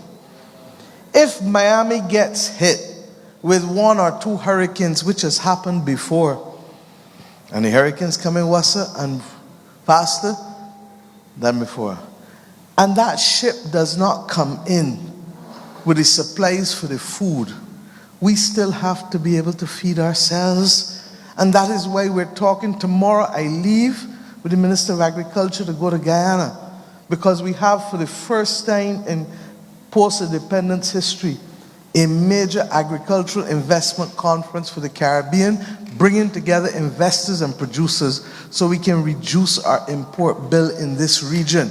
And if we need to get something, we can go short instead of having to go far to be able to buy the food. We're going to have to increase production locally. That's why we put in the water ponds at Browns, at Bordens, at Haggett's, and we're now about to put in St. Lucie as well, and elsewhere. And we're putting in, you see a huge one at Lears with 21 million gallons about to go in there. We want to make sure that we can put in the water. We want to make sure the water doesn't evaporate. We want to make sure that we put the floating PV panels on top in order to be able to earn, because those holes with water cost us millions of dollars. So, my friends, when the Deputy Prime Minister, Santia, and the Water Authority team speak to you about our need for conservation, listen. Listen. A word to the wise is sufficient. We are not living in times where it is normal. And the things that we took for granted 5 and 10 years ago, we cannot take for granted in today's world. We do not produce everything that we need. And those of you who went through World War II, don't think anybody in here went through World War I. But those of you who went through World War II will begin to tell you that when the world is at war, it's different from when the world is in a normal position where you can assume and deal with wants instead of needs. This is an environment where I know we can get through, but we need to walk carefully, gingerly, mind our business, and stay focused. If we do that collectively, and I hear all the talking here, everybody want, and I get it, and I want to give you. But for me to give you, this economy has to grow, which means that if you're supposed to go to work at 8 o'clock, do not come at 10 past 8. No, I'm serious.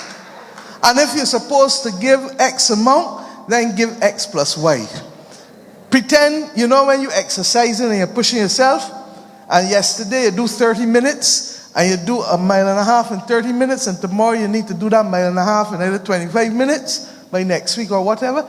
You have to push yourselves, not because of you alone, but because when you finish earning, that's only one part of the equation. The other part of the equation is what you are doing in the job.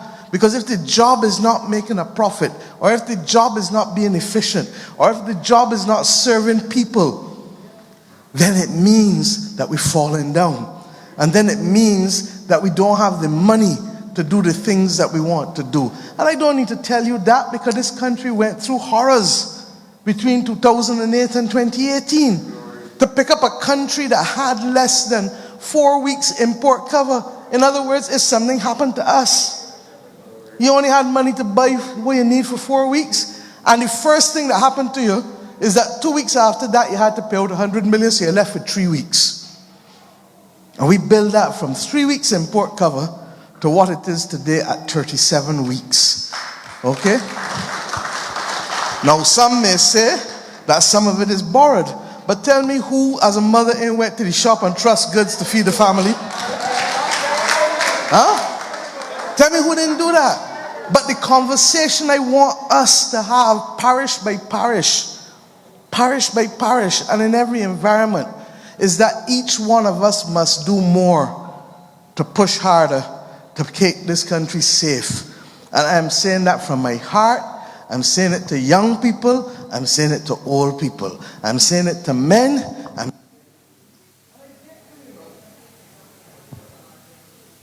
Thank you. I get you. You see, the battery's gone, and that's what's happened. I get you. I feel you. Because I know it is hard. And I know the cost of living has gone up. And I know that we've had to put caps on fuel. I see the leader of opposition in Jamaica move a motion to do the very same thing that the Barbados government did in the budget when I capped the VAT on what we would take on fuel. Now, you would say you would like more. But at the end of the day, we still got to run a hospital. We still got to run and do the roads. We still got to give you the water. We still have to do everything. So that if, and work it through with me,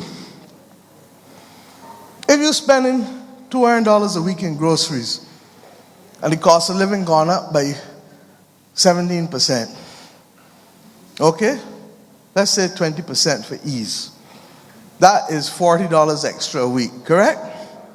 So the question is, look and see what is it in there that you could replace by growing in the back of you and growing and trading with your neighbors. Can you grow some vegetables while one of them raising some chickens or raising a sheep? You understand? So that at the end of the day, you may not be able to offset the full amount of the price increase, but you can offset some. By the same token, we are going to try to protect you wherever we can.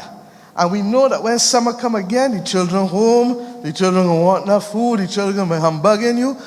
By that time, we're going to look around and see what we can do. But there's only so much, even then, that we can do, because the world is what? At war. It's fighting climate, it's fighting the pandemic, it's fighting war in Ukraine and elsewhere. So I beg you, okay?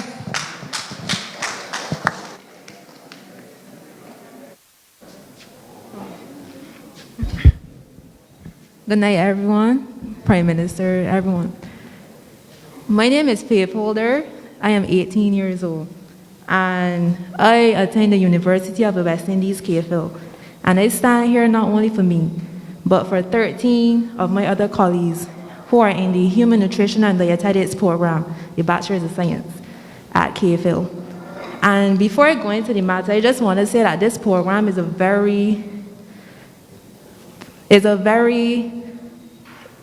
good program, and the persons within it love it, I love it, and it's helping me to become the dietitian that I aspire to be from the time I was in third form.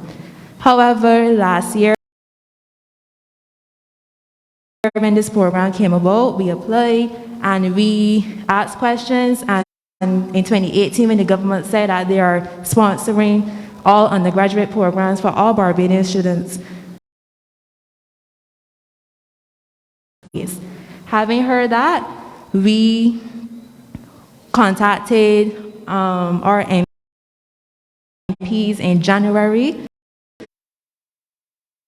We spoke to our MPs, we wrote letters, we sent letters, we went down to the Prime Minister's office, we went down to the Ministry of Education, and we have not heard anything. We got a response from the Prime Minister's office, I think from her secretary, stating that the matter was passed on to the permanent secretary within the Ministry of Education. I have the timelines right here. On March 14th, that was said to us on the 21st of February. On March 14th, I called, and I was just told to email and still waiting all I know. Now we are at our wits' end because we do not know what to do. This program is $9,000 a semester. I do not have that money. My 13 other colleagues do not have that money. We would like to be afforded the same opportunity like all other persons within the undergraduate that are doing undergraduate programs to be sponsored by government. This program will allow us to become dietitians. How many of you guys know what a dietitian is? No one. A dietitian is a professional who are experts in food and nutrition and helps persons to maintain, treat, or prevent diseases. That's what through food, that's what a dietitian is. And me personally, I wanted to be a dietitian from the time I was in third form, as I said. And we know that Barbados is currently experiencing an NCD epidemic. We have the obesity in children. Today is World Hypertension Day. And on the radio, I heard the doctor, I can't remember her name, but she said over the age of 25, 40% of Barbadians have been diagnosed with hypertension. That's almost half of the adult population. And it is very concerning to us. And to see that another one of my colleagues, she came from doing the same program in Trinidad, but she came home to do it. And to find out this, it is very disheartening. And many of us, I sat down and I cried because I said, I can't believe this. And I know the Prime Minister said that at least one person within a household should be able to go to university. I am that one person within my household. My mother never went to university. I am a first-generation university student. And to see that I may have to neglect my dreams to not. You don't. But let me also explain, and we will investigate it. We pay $110 plus $20, $138 million a year to the University of the West Indies. There have been occasions where the university has introduced what they call self-financing courses that simply have just not been approved as part of the package with government. I would have to assume that this is what happened with yours. And we weren't told. And I believe you, and I'm also telling you that the university has a responsibility to tell people when they have a course that is a self-financing course, as Santi is reminding me. Having said that, you don't have to make that case, because the truth is that this government has placed chronic NCDs at the top of its list in fighting the health battle. And therefore, once it is there, the fact that it was referred to the Ministry of Education, regrettably, the Minister of Education is not here tonight, but we will follow up with her and the university to see why it is that this has been one of the courses where you have been asked to pay fees when they know that the fees alone, the economic cost at the university that we pay is 110 million, and the fees that we pay is on or about 28 million.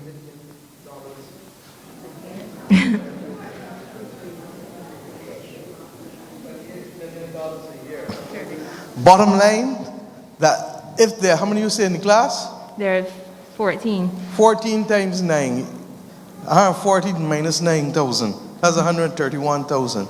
There's no way that the government of Barbados is going to let you and others suffer in this country for $131,000 a term. So sleep well, my dear. Thank you very much. And you now begin to see why these sessions are important, because active citizenry means that people bring to issue problems. There's not everything we're going to be able to solve, but those that we can resolve, we will do so and get on with the business. Thank you.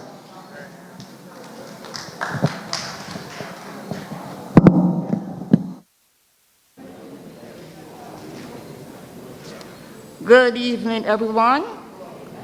Madam Prime Minister, Minister Marshall, Minister Bradshaw. My name is Heather Marshall. I am the wife of the late Calvin Marshall. I'm not sure if this is the correct forum for me to voice my opinion, but I am really distressed about the situation that I am faced with on my home. My house was, my husband's house and my house was constructed in the mid-80s. We lived at the bottom floor of a family house, the bottom apartment of a family house. What happened during the mid-80s is when the heavy rainfall the runoff water would run into our apartment.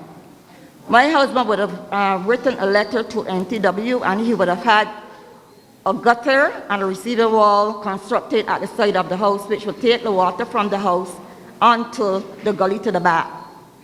Currently, that wall has collapsed. It has collapsed since October of last year. I have written several letters. I wrote letters to MTW. I wrote letters to the drainage unit. I contacted them by phone. I contacted my MP by phone. So far, I have not received any correspondence about this issue. What is happening now is that I have noticed that there are holes in the yard and water is draining in those holes. I've also realized that the house is shifted because I have a small bathroom to the third floor of the house, and there are numerous cracks in the wall and the tiles are falling off. What's also happening is that I have a small salon to the back of the left-hand side of the house. I'm unable to use that door because it's not opening, because the house has shifted also. The wall that has collapsed is resting on a light beam that my husband has constructed, and that light beam is cracked, and it's very dangerous for clients to be, or me and my family to be walking in the hallway to get to the house. What I'm also concerned about is that now I have to allow the clients to walk through the kitchen in order to get to the salon because I'm unable to use the door to the salon. My question this evening is, before I get to that, I usually do my power walk through the districts of St. Joseph and St. Andrew. I realized going to Coconut Grove that there's also another lady who has a receiving wall to the front of her house, and that has collapsed also. Going to Fruitful Hill, which leads to Cane Garden, I realized that there's a wall being constructed, a receiving wall being constructed to bear up the dirt from falling on the road. My question this evening is, why are domestic houses being overlooked in order that roads that were out of commission for over 60 years. Because I remember walking to kindergarten to visit my grandmother when I was 5 or 6 years old through that road. And now they are given priority over domestic houses. My question is to my representative this evening. I remember I sent you a WhatsApp message and you never responded. I want to know why you haven't responded, and also the representative from MTW, Mr. Addison, he came at two weeks before my husband passed away. He promised my husband that he would come and start to construct the gutter. 2 weeks passed, 40 times already, and no one came. This is not only disadvantaging me as a professional person with clients coming to my house, it is very unsightly, and I'm unable to clean the gutter as I would want it clean. When I called the maintenance man to clean around the house, he completely overlooked that. So my question this evening to you, Mr. Leon Marshall, why haven't you responded to my WhatsApp message? And my question to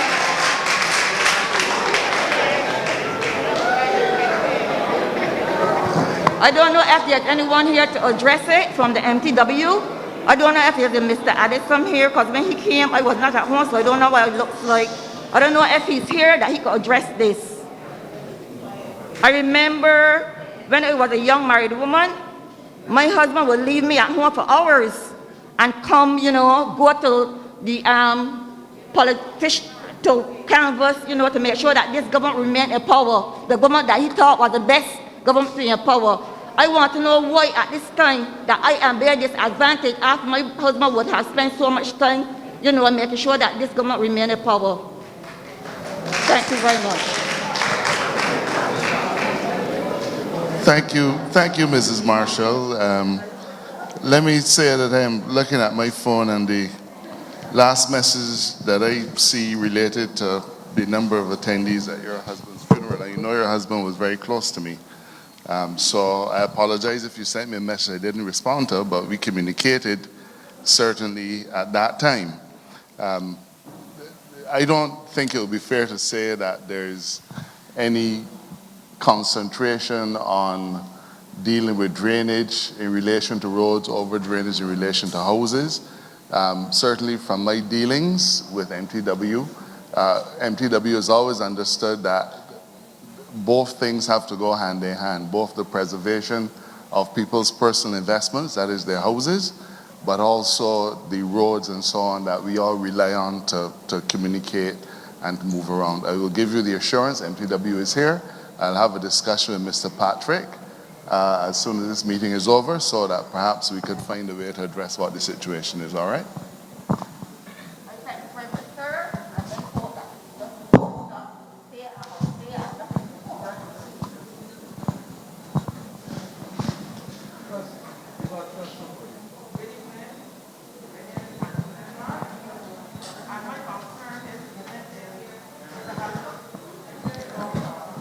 Take off the mask for a second while you speak.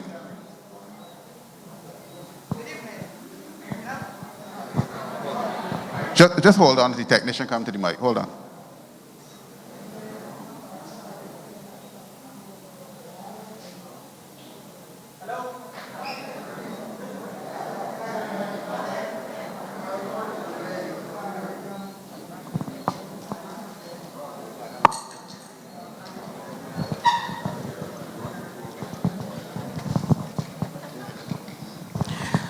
Good evening, my name is Antoinette Clark. My concern this evening is, Mr. Halliday, you spoke about the water and all the vehicles that have broken down and why you could not deliver water in our constituency or probably through the island. But I find that we are at a very big disadvantage. Since last week, Thursday, the polyclinic newly opened.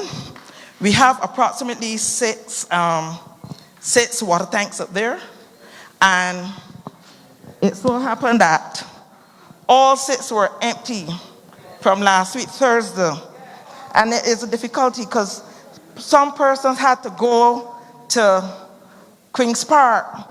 Some persons that thought that they might have COVID or whatever, had to leave from St. Joseph to go to Queen's Park. I don't know. I think that it's really bad to see 6 water tanks empty all together. So I think we really need to do something. Eversource, like we need to do something about that. I don't know.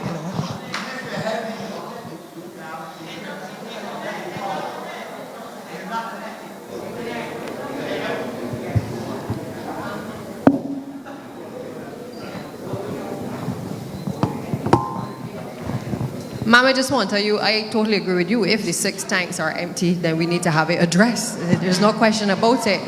I don't think we're aware if that is the case, but I can assure you that we will address it, and I'll have Mr. Halliday certainly look into it. You weren't aware, right? Thank you, DPM.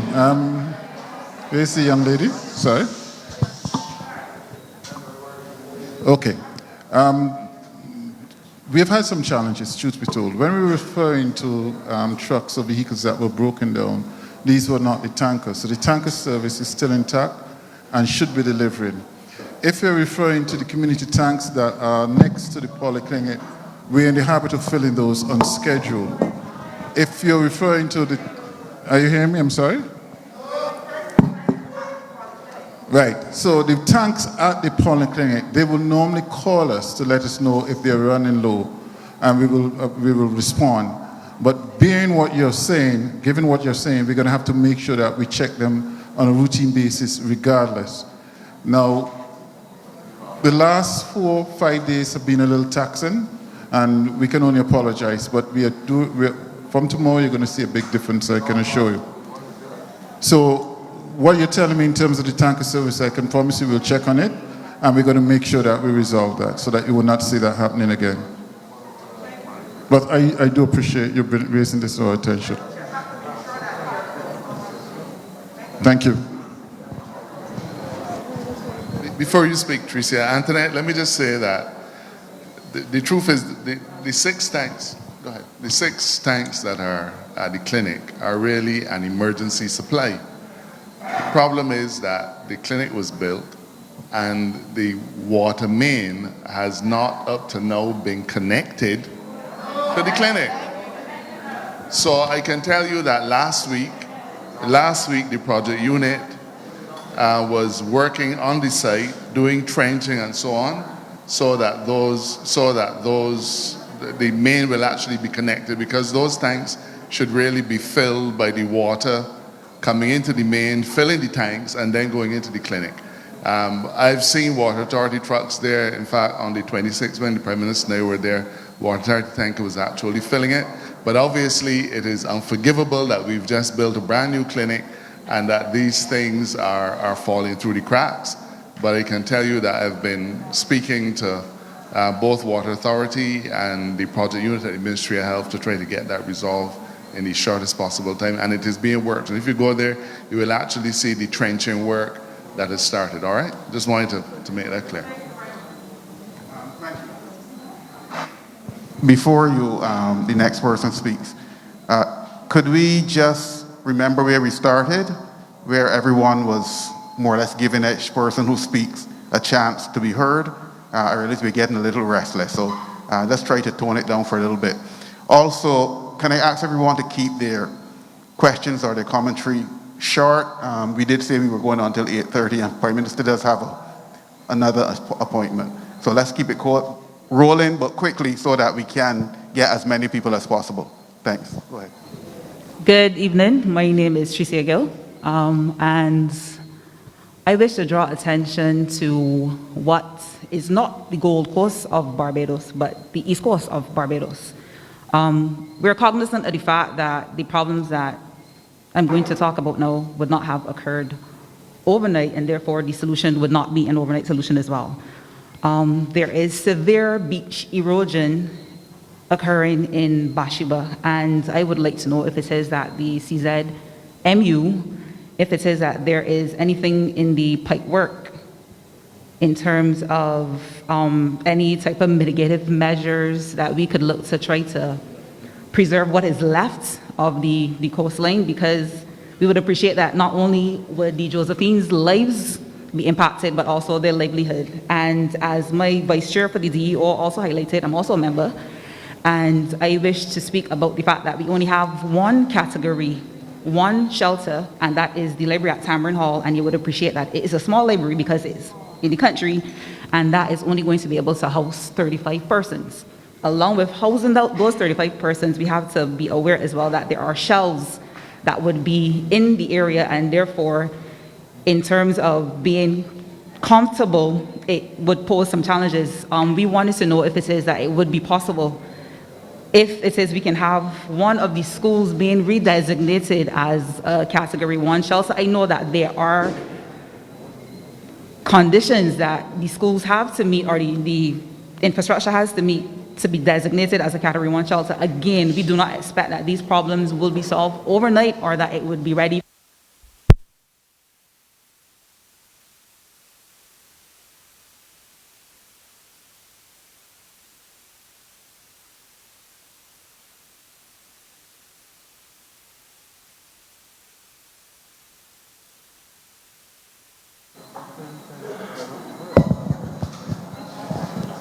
Okay, thank you. Also, what would be an immediate fix for us is that we are also appealing for chainsaws, because you would appreciate that we have a lot of trees in the area, and as long as there is rain and wind, we are going to have these trees falling and impacting the movability of the DEO and also the first responders for any instances that may or may not occur in the parish. Thank you very much, Tracy. I'm going to ask the minister responsible for the environment to deal with the issue of the erosion of the beaches. But let me just say, in relation to the DEO issues, and I think you captured the challenge.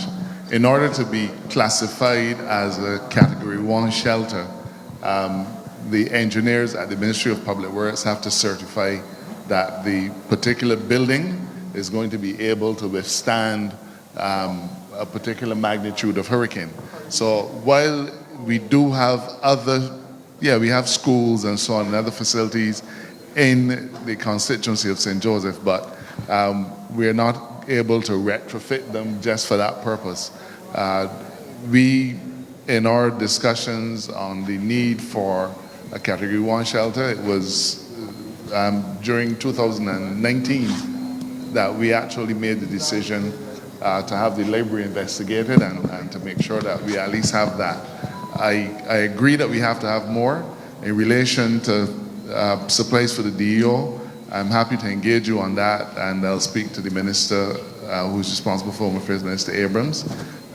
We are getting ready now for the hurricane season, and he's going to be bringing the cabinet a paper this Thursday dealing with hurricane preparedness, and the ability of the DEOs to respond is going to be central. So I hope to be able to come back to you on those issues. Adrian?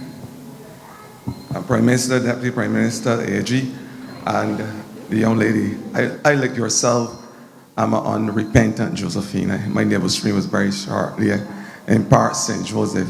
So I feel your pain, and I'm sensitive to the issues as it relates to the beach and the erosions that you're speaking of. I just want to say Barbados has not been spared the idiosyncrasies of climate change. And because of that, there are certain natural phenomena that we have to deal with. Unfortunately, over the last couple of weeks, we've had abnormal swells. And these swells that we are experiencing, they have taken adverse effect on the coastline. And I'm going to ask the Coastal Zone Management, headed by Dr. Leo Brewster, to have a conversation with you and other residents so we can talk about the mitigation plans or any remedial action that we need to take. Whether it's breakwaters that we are going to have put down as a measure, or the revetments, but that is something that we will have that conversation with the people of St. Joseph and the experts. You just need to have a time set with your MP, and we can have that conversation as it relates to those plans to mitigate the idiosyncrasies as I described. So that is something that you can look forward to having that conversation with the Coastal Zone Management Unit. But rest assured, we'll do everything in our power as it permits in terms of human activities and our ability to deal with it, to ensure that St. Joseph is preserved. And that is my firm commitment to you. All right.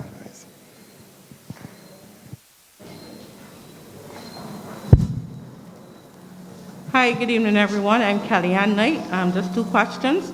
My colleague, Mr. Dixon, would have raised the issue of sporting opportunities and education as it relates to youth. My question is simply related to employment opportunities for young Josephines. Throughout the community, one of the main cries from the youth is employment. What efforts are being made to provide employment opportunities for young persons in St. Joseph?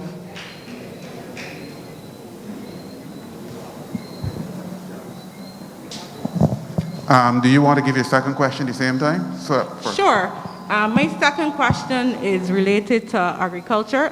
It was quite reassuring hearing the Prime Minister speak about the acquisition of lands at Ginger Works. St. Joseph does have some of the most fertile lands, and therefore I think that we should try to acquire a lot more of them. I know about the feed program and the fact that they have lands in St. Lucie as well as St. Andrew, but I think that we have opportunities for some land in St. Joseph where Josephines can farm and by extension ensure their food security. The other question to add to that would be related to one that is commonly discussed on the down to brass tacks, and I know my colleague, again, Mr. Dixon, almost every week I hear him talking about it, how do we handle the monkeys? They are a huge menace to the yields, and something needs to be strategically done to address them. So what is the Ministry of Agriculture doing to address the threat of the monkeys? Good evening, Prime Minister, Deputy Prime Minister, AG, colleagues. The ministry is indeed working to ensure that there's several programs for young people in relation to employment. We have one of the senior youth commissioners that is dealing with a program called Get Into that is providing a whole range of training initiatives for the job market. All you have to do is to call the ministry to deal with that. This morning I heard on the radio that we need to pay attention to men on the blocks. I got a call about 6:45 telling me the ministry is under pressure, and I asked, like, how can this government be under pressure? Just recently, the block committee has been reintroduced, and so far, they have been on blocks in St. Lucie and St. Peter, registering persons for the Gateway program, registering individuals from off of the blocks for that particular program that is housed in the ministry called the Next Step Generation. The youth commissioner from St. Joseph is part of the block committee, and that is headed up by Marcus Stevens. So there are several programs in the ministry that is catering to youth employment, and you will hear from time to time that we roll out all of those programs.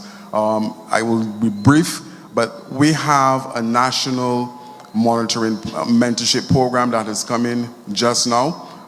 We have part of the news report this morning indicated that there's a need to have persons working with those individuals at DODS. I have one of my officers, David Denny, who is working with the ministry, is working with DODS to ensure that those youngsters who are coming out of that particular institution is reintegrated into mainstream society. So it is a good time to be a young person in this country because there's several programs at the ministry that my team is rolling out to benefit all of those young persons. So to answer your question in one sentence, yes, there are programs at the ministry that is catering to jobs for young people. I suspect you may want to know about some other programs, and I thank Charles for indicating some of those that are immediately available. But we also will have a slew of construction projects coming, and all who can benefit from that. That's why he talked about Construction Gateway. We also expect that at some point in the next 6 months, you will see Sam Lord's Castle being completed.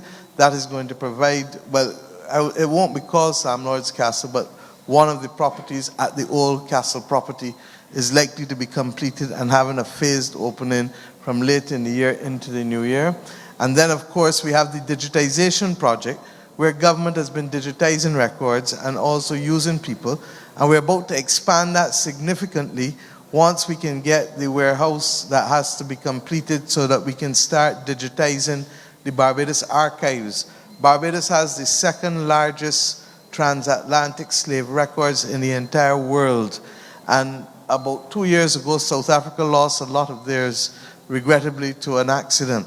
We don't want to lose ours. And therefore, we're trying to settle the financing in place, which will see us needing people to help digitize those records within a 2 to 3 year period. So there are a number of opportunities. Then, of course, there's the self-employment. And then, of course, there's the trust loans program. Then, of course, there's fund access. So what we're beginning to see in this economy again is we're seeing the green shoots of recovery.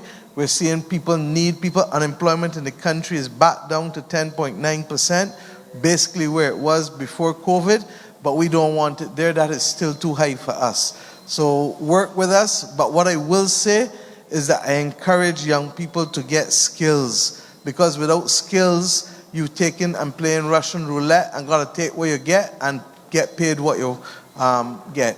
Whereas if you have skills, you can command and have salaries. The other thing that we've also put on the table, and the job fair, I've asked the Ministry of Tourism to start to promote the fact that we will have the job fair, we hope, with Royal Caribbean. I think they told me June 14th. That is for those of you who don't mind going off the island and working within the cruise industry. We have other jobs coming there. I've also had in recent, when it was not last Friday, Friday before last, engagement with a company out of Europe that's looking to offer creatives jobs and to be able to do remote work from this part of the world for probably a couple hundred creatives, but that's going to mean not just Barbados, but outside of Barbados. So, and then we have 2 offers before us to do cybersecurity training so that persons can get global jobs, because there's going to be a shortage of cybersecurity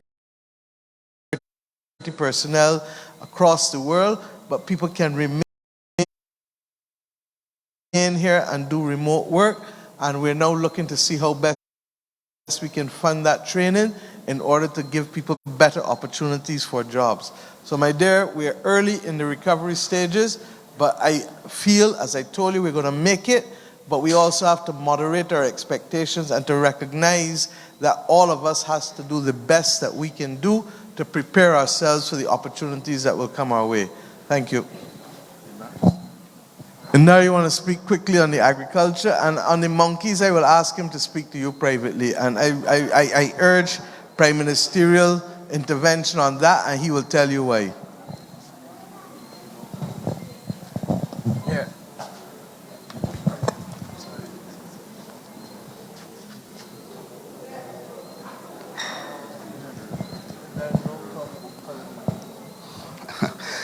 A very good night to everybody and to the good people of St. Joseph.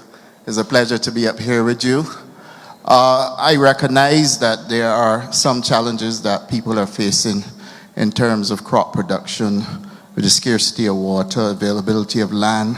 I just walked outside and about 4 persons approached me from St. Joseph telling me that they want either access to land to do crops, build chicken coops, and some people also want access to funding.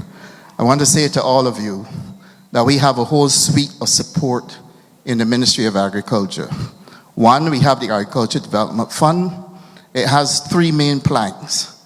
One is the social aspect, where we help people who might have been involved in farming, had some distress, and need to get back going. You present your documents and your proposal to the ministry, the Chief Agriculture Officer who's here.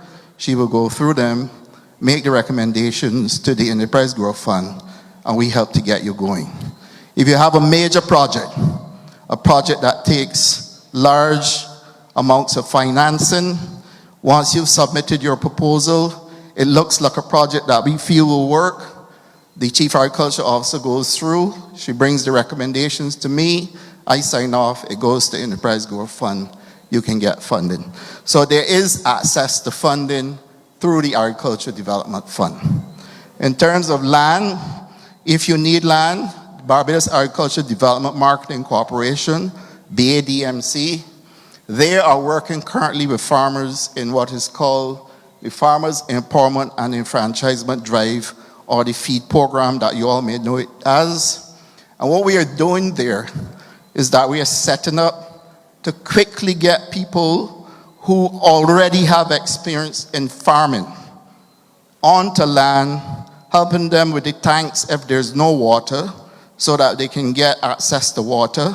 So we're doing the 1,000-gallon tanks in addition to the tanks that the dams that the Prime Minister spoke about earlier. And we are doing the cultivation, helping you with the irrigation systems, even giving you the planting material to get you started. This is currently happening. We have a major project going on at Mount Pupia, which is not far from here, and we're replicating this right across Barbados. Those of you who do not have any training, don't know anything about agriculture, but want to get involved, you sign up onto the FEED program, you get 3 months of training, and all the support to get started. Cultivation, drip lines, PPE, and startup kit with seedlings or planting material. So those are the focal things that are happening in the ministry. The FEED program is our flagship program for production. We've had up to 1,200 people who would have expressed an interest in participating. Our target is 2,000. Were it not for COVID in 2020 and 2021, we probably would have surpassed that target by now.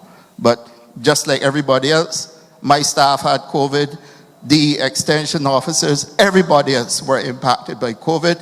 We had to pause. When the country paused, we had to pause with the training. Everything is coming back to normal now, and we are forging ahead. So I urge all of you who have interest in getting involved in agriculture, we are putting in the systems, the water, the support. We're improving the extension services as well, so that the extension officers will come around, hear from you, and report back to us or give you advice. I fully recommend that you speak to BADMC or speak to your MP, and he will speak to me.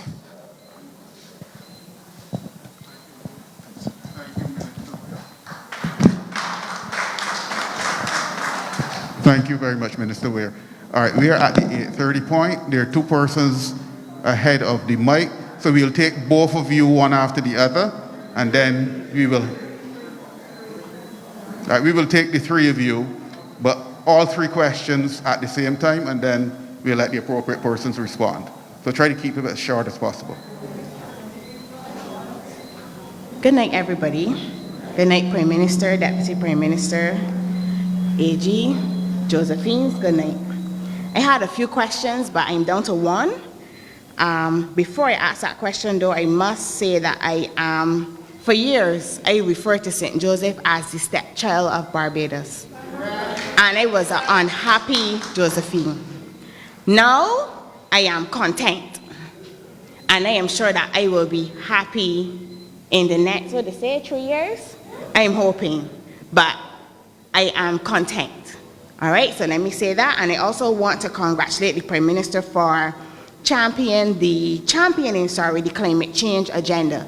It is something that somebody from a small island state, because we are going to be hit first, and I don't think that the large metropolitan states understand that, so it's going to take one of us to really champion that cause. I'm also pleased about the agriculture conference in Guyana as somebody who is actively involved in farming.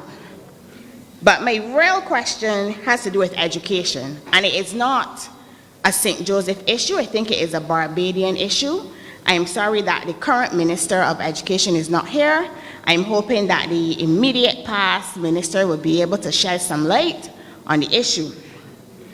I want to ask, what is I know that we have some education reform happening, and we have 3,000 teachers in Barbados just about, but we only have X amount of spaces for upward mobility in education, X amount of principals, deputies, etc.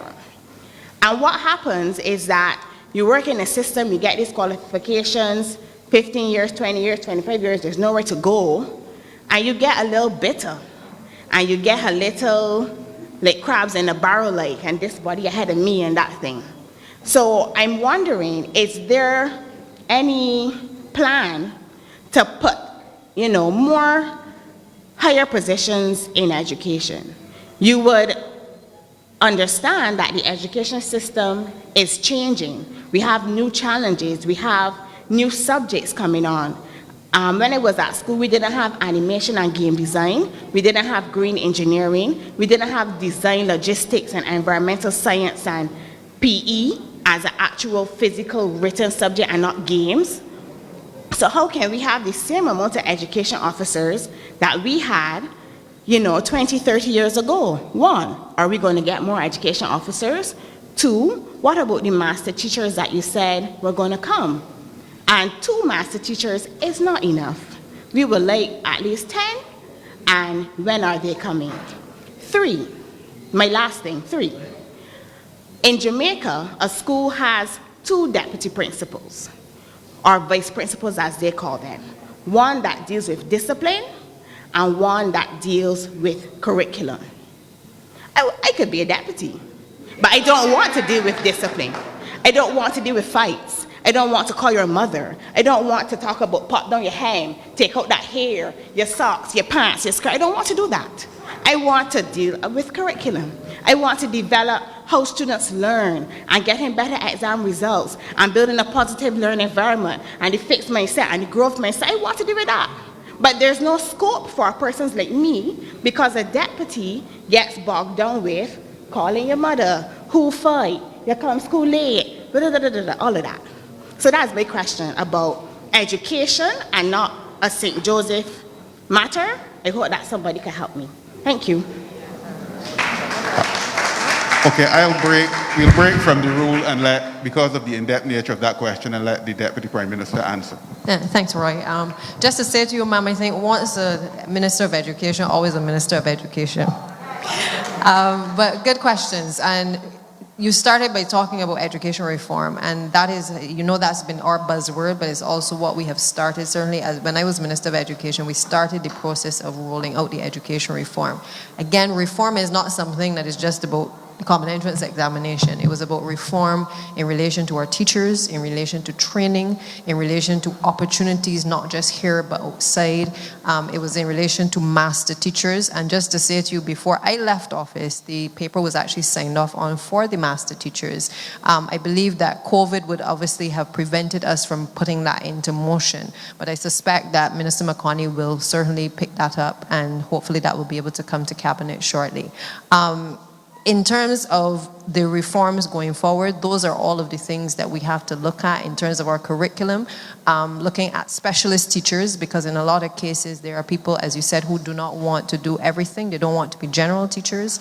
They want to specialize. And so part of the reform process in terms of putting a directive of education reform in place, creating a unit, was intended to pretty much move away from the old system, which for the most part has been very archaic. It has served us well.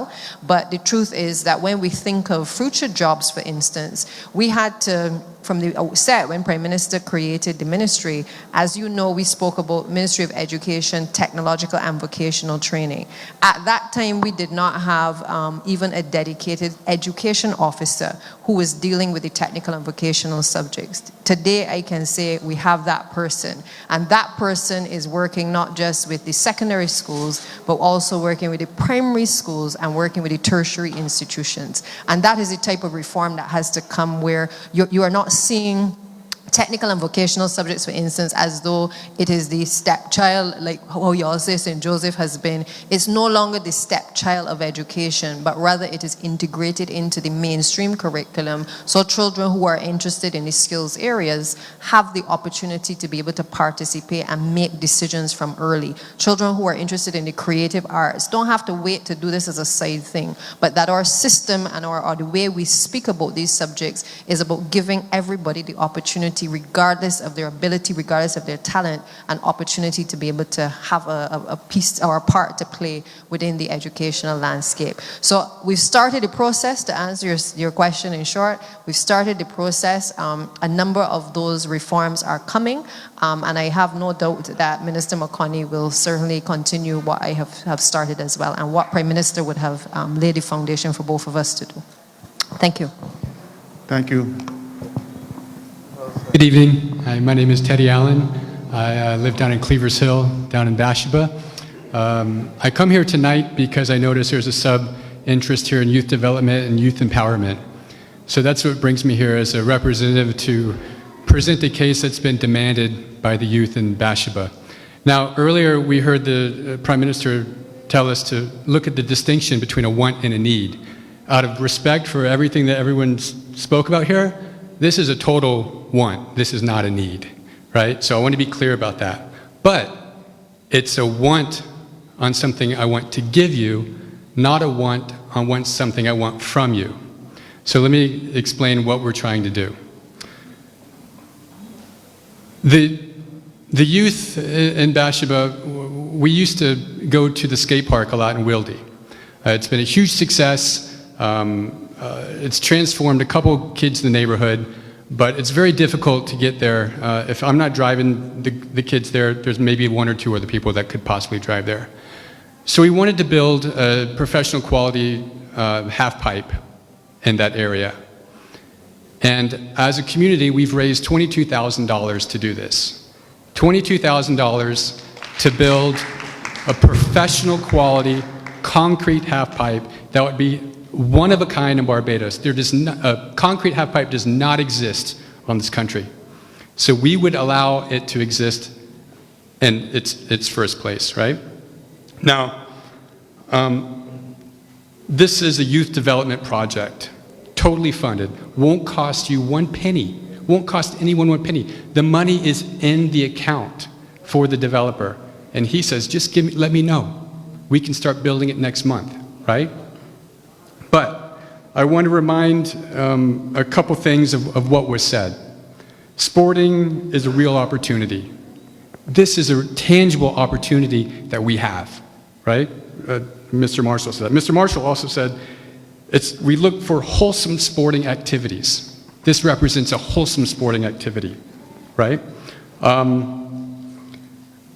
Now, we've asked to put this skate ramp at the corner and the edge of the park overlooking the community center. Why do we want it there? Because not only is it just going to be the most attractive place on the island for it, but it also helps to empower local businesses. You're going to attract people there. They're going to use a skateboard ramp before they go surfing, after they go surfing. They're going to have access to the restaurants nearby, the bars nearby, so the places at the community center to patronize nearby as well. So it's an ideal location. You could have it at St. Elizabeth School, but you take away the hardcore space that does exist from that if you do that. Now, there's another thing I want to bring up that I heard earlier, and the Prime Minister said, we looked ultimately what the people of the parish want. So I came prepared with over 150 signatures, went door to door mostly, met my neighbors, talked to them, said, hey, look, here's what we want to do, here's where we want to put it. Everyone was in unanimous agreement. We'd love to have it there. They said, yeah, if you get the kids there, we know where they are. We're giving them something to do. It's safe. It's healthy. Let's do it, right? So what am I asking for? I'm asking for one word. I'm asking you to say yes for us to put the half pipe in that location at zero cost with over 150 people. Let us give you a yes to we do a site visit. We're coming up there on the 2nd of June to open the facility. I'm going to come, it's supposed to start at 5. I'm going to come at 4:30 to do a site visit so we can decide if it's appropriate. Because the one thing I've learned in life is that if we're going to make something happen, and I'm going to say it's going to happen, then it needs to happen. So I need to walk with the officials from Town Planning and MTW, and once they have no objection, then it will be a go. If that is not a proper location, then we will work around and look around and find the proper location so you can put the money and the children can have the skate park. Thank you very much. And Also, one of my neighbors back there just wanted to mention that there's a large crack in the road tennis court that was just built, and he just wanted people to be aware that they love it. It's very popular. People are using it, but there's a little crack that's developed.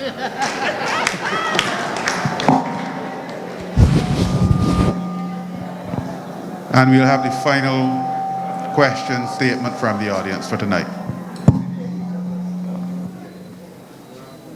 Hi, good evening. Prime Minister, Mr. Marshall, Ms. Santia Bradshaw, distinguished guests. My name is Brian Tate. I have just a couple of questions.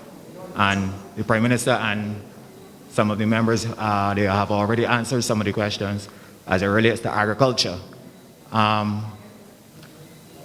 Kelly spoke about the monkeys, but there's also another problem that is facing St. Joseph, which is the cowitch as well. And for the most part, the plantations are responsible for the cowitch, and they don't seem to care about us as far as I'm concerned. They have cowitch in the cane and they have cowitch in all in the rab lands. I heard you say ginger works. Mr. Marshall, ginger works is not enough. You know how much land up by me, that ain't so much bush. We got to do something about this because Barbadians needs to be fed. And we have the land. Pardon me? Pardon me? Blackman's Tenantry, St. Joseph, sorry. Blackman's Tenantry, St. Joseph. There's too much bush. Definitely too much bush around here, and the plantations are responsible for most of the bush. And it needs to be, I mean, like, they're putting it in cane, and if they're going to leave it in bush, they might as well pass it over to these young farmers or the small farmers within the community and let me put something on it. Because at the end of the day, we got to feed ourselves. And that's the way I think about it. Transportation. We got, I respect the fact that the transportation has been working quite well, but we're facing a little problem on the St. Joseph route. When the small vans come to us on mornings, by the time it leaves Blackman's, it can't get town because it's done full. You know what I mean? So it can't pick up nobody else. So the small vans on morning in rush hours, that's a no-no. We need a big bus that we can pick up more people and get them on the way down the road safely.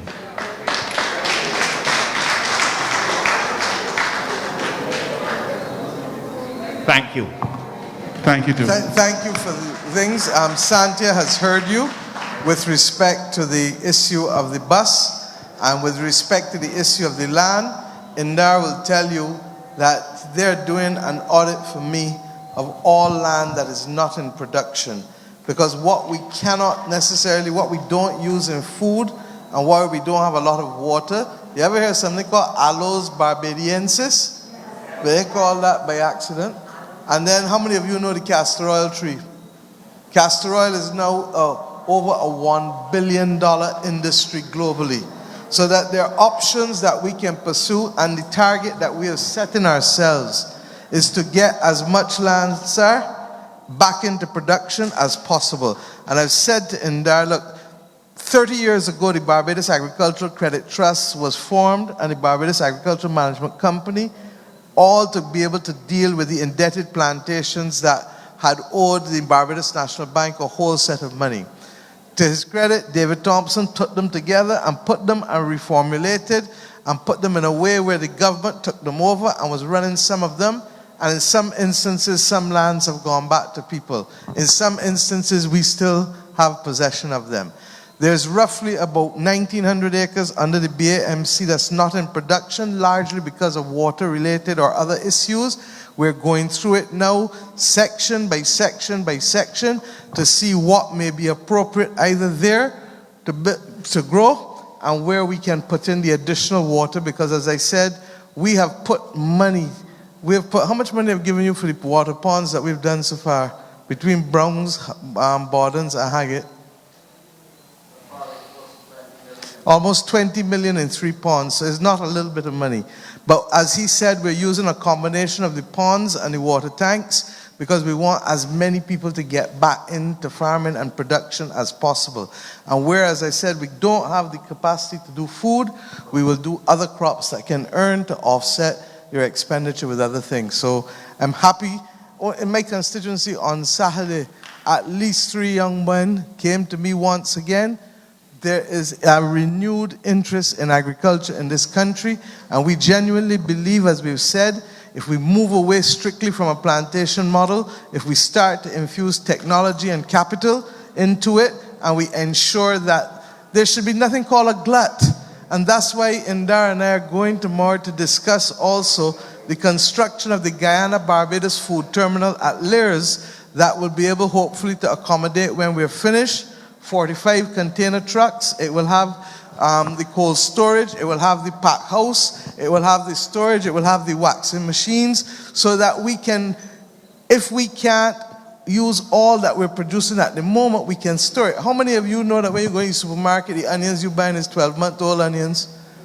But yet you can go to St. Lucie and show you by Mr. Waldron some of the most delightful red onions and normal onions that you will ever see. And we need to get back to a position where we are producing what we need, and what we can't use immediately, we're in a position to do some form of agro-processing and storage, blast freezing or whatever, so that we can sustain ourselves throughout the year. And I think that what is great is that the mindset combined with the cost of living is creating now the necessity for us to do what we should have been doing all a long time since. So thank you, my brother. On the buses, as I said, Santi has heard you, and we will try to respond accordingly. Okay? Roy, I'm going to use the opportunity to wrap up now. But I want to say, Percy, thank you, my love, and thank you for your daily messages.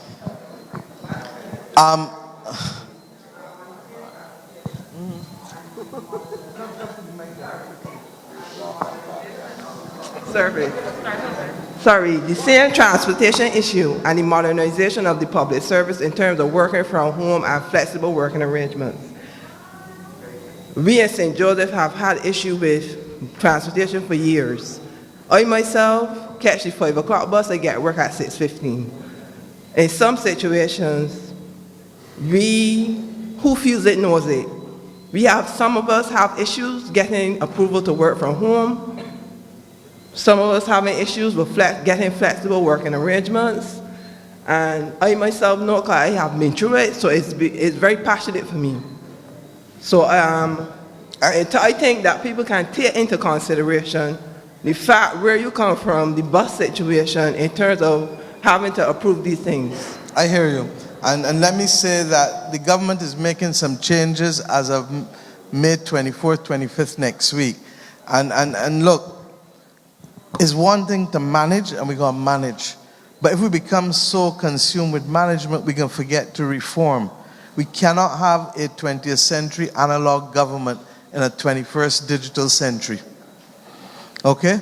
And therefore, I've taken some decisions. I've spoken to the head of the public service. As of next week, there are going to be 2 PSs dealing with 2 different things that are intended to streamline and bring about efficiency. And then there's another section that's literally dealing with coming out. I've promised the country we are going to look at all of those human resource issues in the public service that have remained unresolved.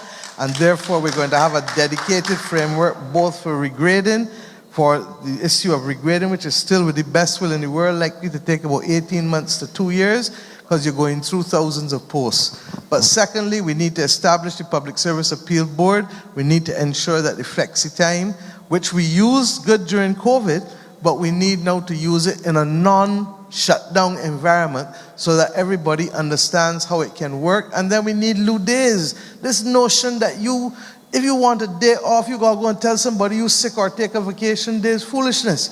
In other organizations, you can take up to 5 lieu days. In other words, I could take 5 days. It's my birthday, I want a day off. I'll take it back and give it back to you another day. So that you can make those flexible arrangements instead of making big adults feel as though they're children or criminals. Okay? So there are some major changes coming. We're also trying to remove this siloed approach to things, because just because the ministry is public works, or the ministry is housing, or the ministry is innovation, science, and technology, doesn't mean they're empires. All of us belong to what? One country, Barbados. And therefore, to deliver 10,000 houses is going to need 4 or 5 ministries working together in tandem. To deal with the whole question of resolving the water issues, we'll need another 3 or 4 ministries working in tandem. To deal with healthcare and chronic NCDs will require another 3 or 4 ministries. So what we're trying to do is to break down these walls and these empires and recognize that, set the goal, look, all of us in this together. And I am not absolving my ministry in finance, nor the AG's ministry, nor none of this, because what we find, and we've been saying it, we've started to deconstruct a lot of these systems. When we came in, you couldn't get a police certificate of character under 6 weeks. You can't pay for none of these things that you're doing and paying online. So there's been changes. But with the best will in the world, COVID took away 2 years from this government. Straight talk. And therefore, we had 19 months without COVID. And now what have we had? This is now May. We've now had 29 months with COVID. 19 months without COVID, 29 months with COVID. And all we've said is that having to clean up, we want the opportunity to build.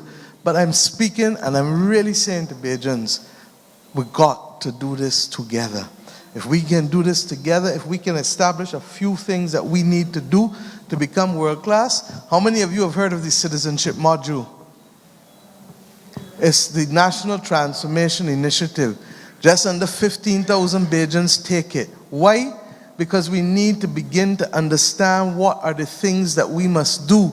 That excellence matters, that integrity matters, that caring about people matters, that transparency matters. All of them is fancy buzzwords, but what it comes down to, Reverend Crawford, what does it come down to? That in a school, when a child go and take up somebody's lunch, what they're doing is wrong. When you thief product or you thief time, it is still what? Thieving. And both are still what? Wrong. And when you see somebody suffering, don't laugh at them and talk about them. Go and do what? Was the Good Samaritan? You understand what I'm saying? We need to get back to some basics. And if we do that, and we set the few goals that we need to do, then believe you me. And this notion, we lost a decade and a half with our young people. We are reaping what we sowed. You cannot abandon all the youth projects for 10 years, replace them with summer camps and Easter camps that just more about paying people to cater, and then you don't have the young people involved in cricket or volleyball or swimming or anything. You don't. When last you see a dance group? When last you see a new drumming group? When last you see any of those things that we are accustomed to when we grow up? And what does the devil do? Find work for who? I beg you do. We understand? So that I can't do it on my own, Santa can't do it on her own, Dale can't do it on his own, the government can't do it on his own, the church can't do it on his own, the family can't do it on his own. But guess what? Together, we can do so and turn this country around. And there's certain things that we cannot change. We can't change the climate crisis, but we can prepare for it. We can't change the fact that sun is come down and night is go, but we work then to suit. And if we need to do flexi time for certain people, then we can adapt to those new realities. But what we must not do is stand still, be frightened, and do nothing, abuse, or complain. That's not going to help anybody. So let's work together. I think this evening, I want to thank all who have come out. We've heard concerns genuinely expressed. We've heard you. This is what active citizenship is about. And I want to thank the people of St. Joseph for yet again leading the way and ensuring that Barbadians can understand what democracy is. It is not by accident that you gave the country the father of democracy. And we are thankful to the people of St. Joseph for that. Because we talk about voting as if it is a foreign thing. 71 years ago, 11 is when people got the right to vote for the first time in this country without having to own property. But go and turn on CNN tonight. Go and turn on MSNBC. And you see in the great United States of America, people fighting for the right to vote because they're redistricting boundaries. And they're turning around and telling people that if you get a criminal conviction, you can't go and vote. And all kinds of reasons. Or if you can't pass a literacy test, or all these kinds of things. And we have that right here for 71 years. We take it for granted, but like with most things, if you take it for granted, you lose it. I want the people of Barbados, good, bad, or ugly, let us keep talking. Because once we are talking, we're going to always find common ground. And once we find common ground, we claim it, get up, and move again. We will not get exactly where we want to, when we want to, especially in this world, but we can get a lot further from where we are. We have come too far to go back, and once we have the resolve, we shall make it. Thank you, and God bless you all.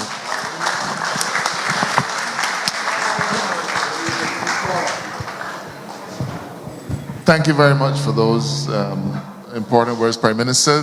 I'm happy that St. Joseph was the start of this exercise.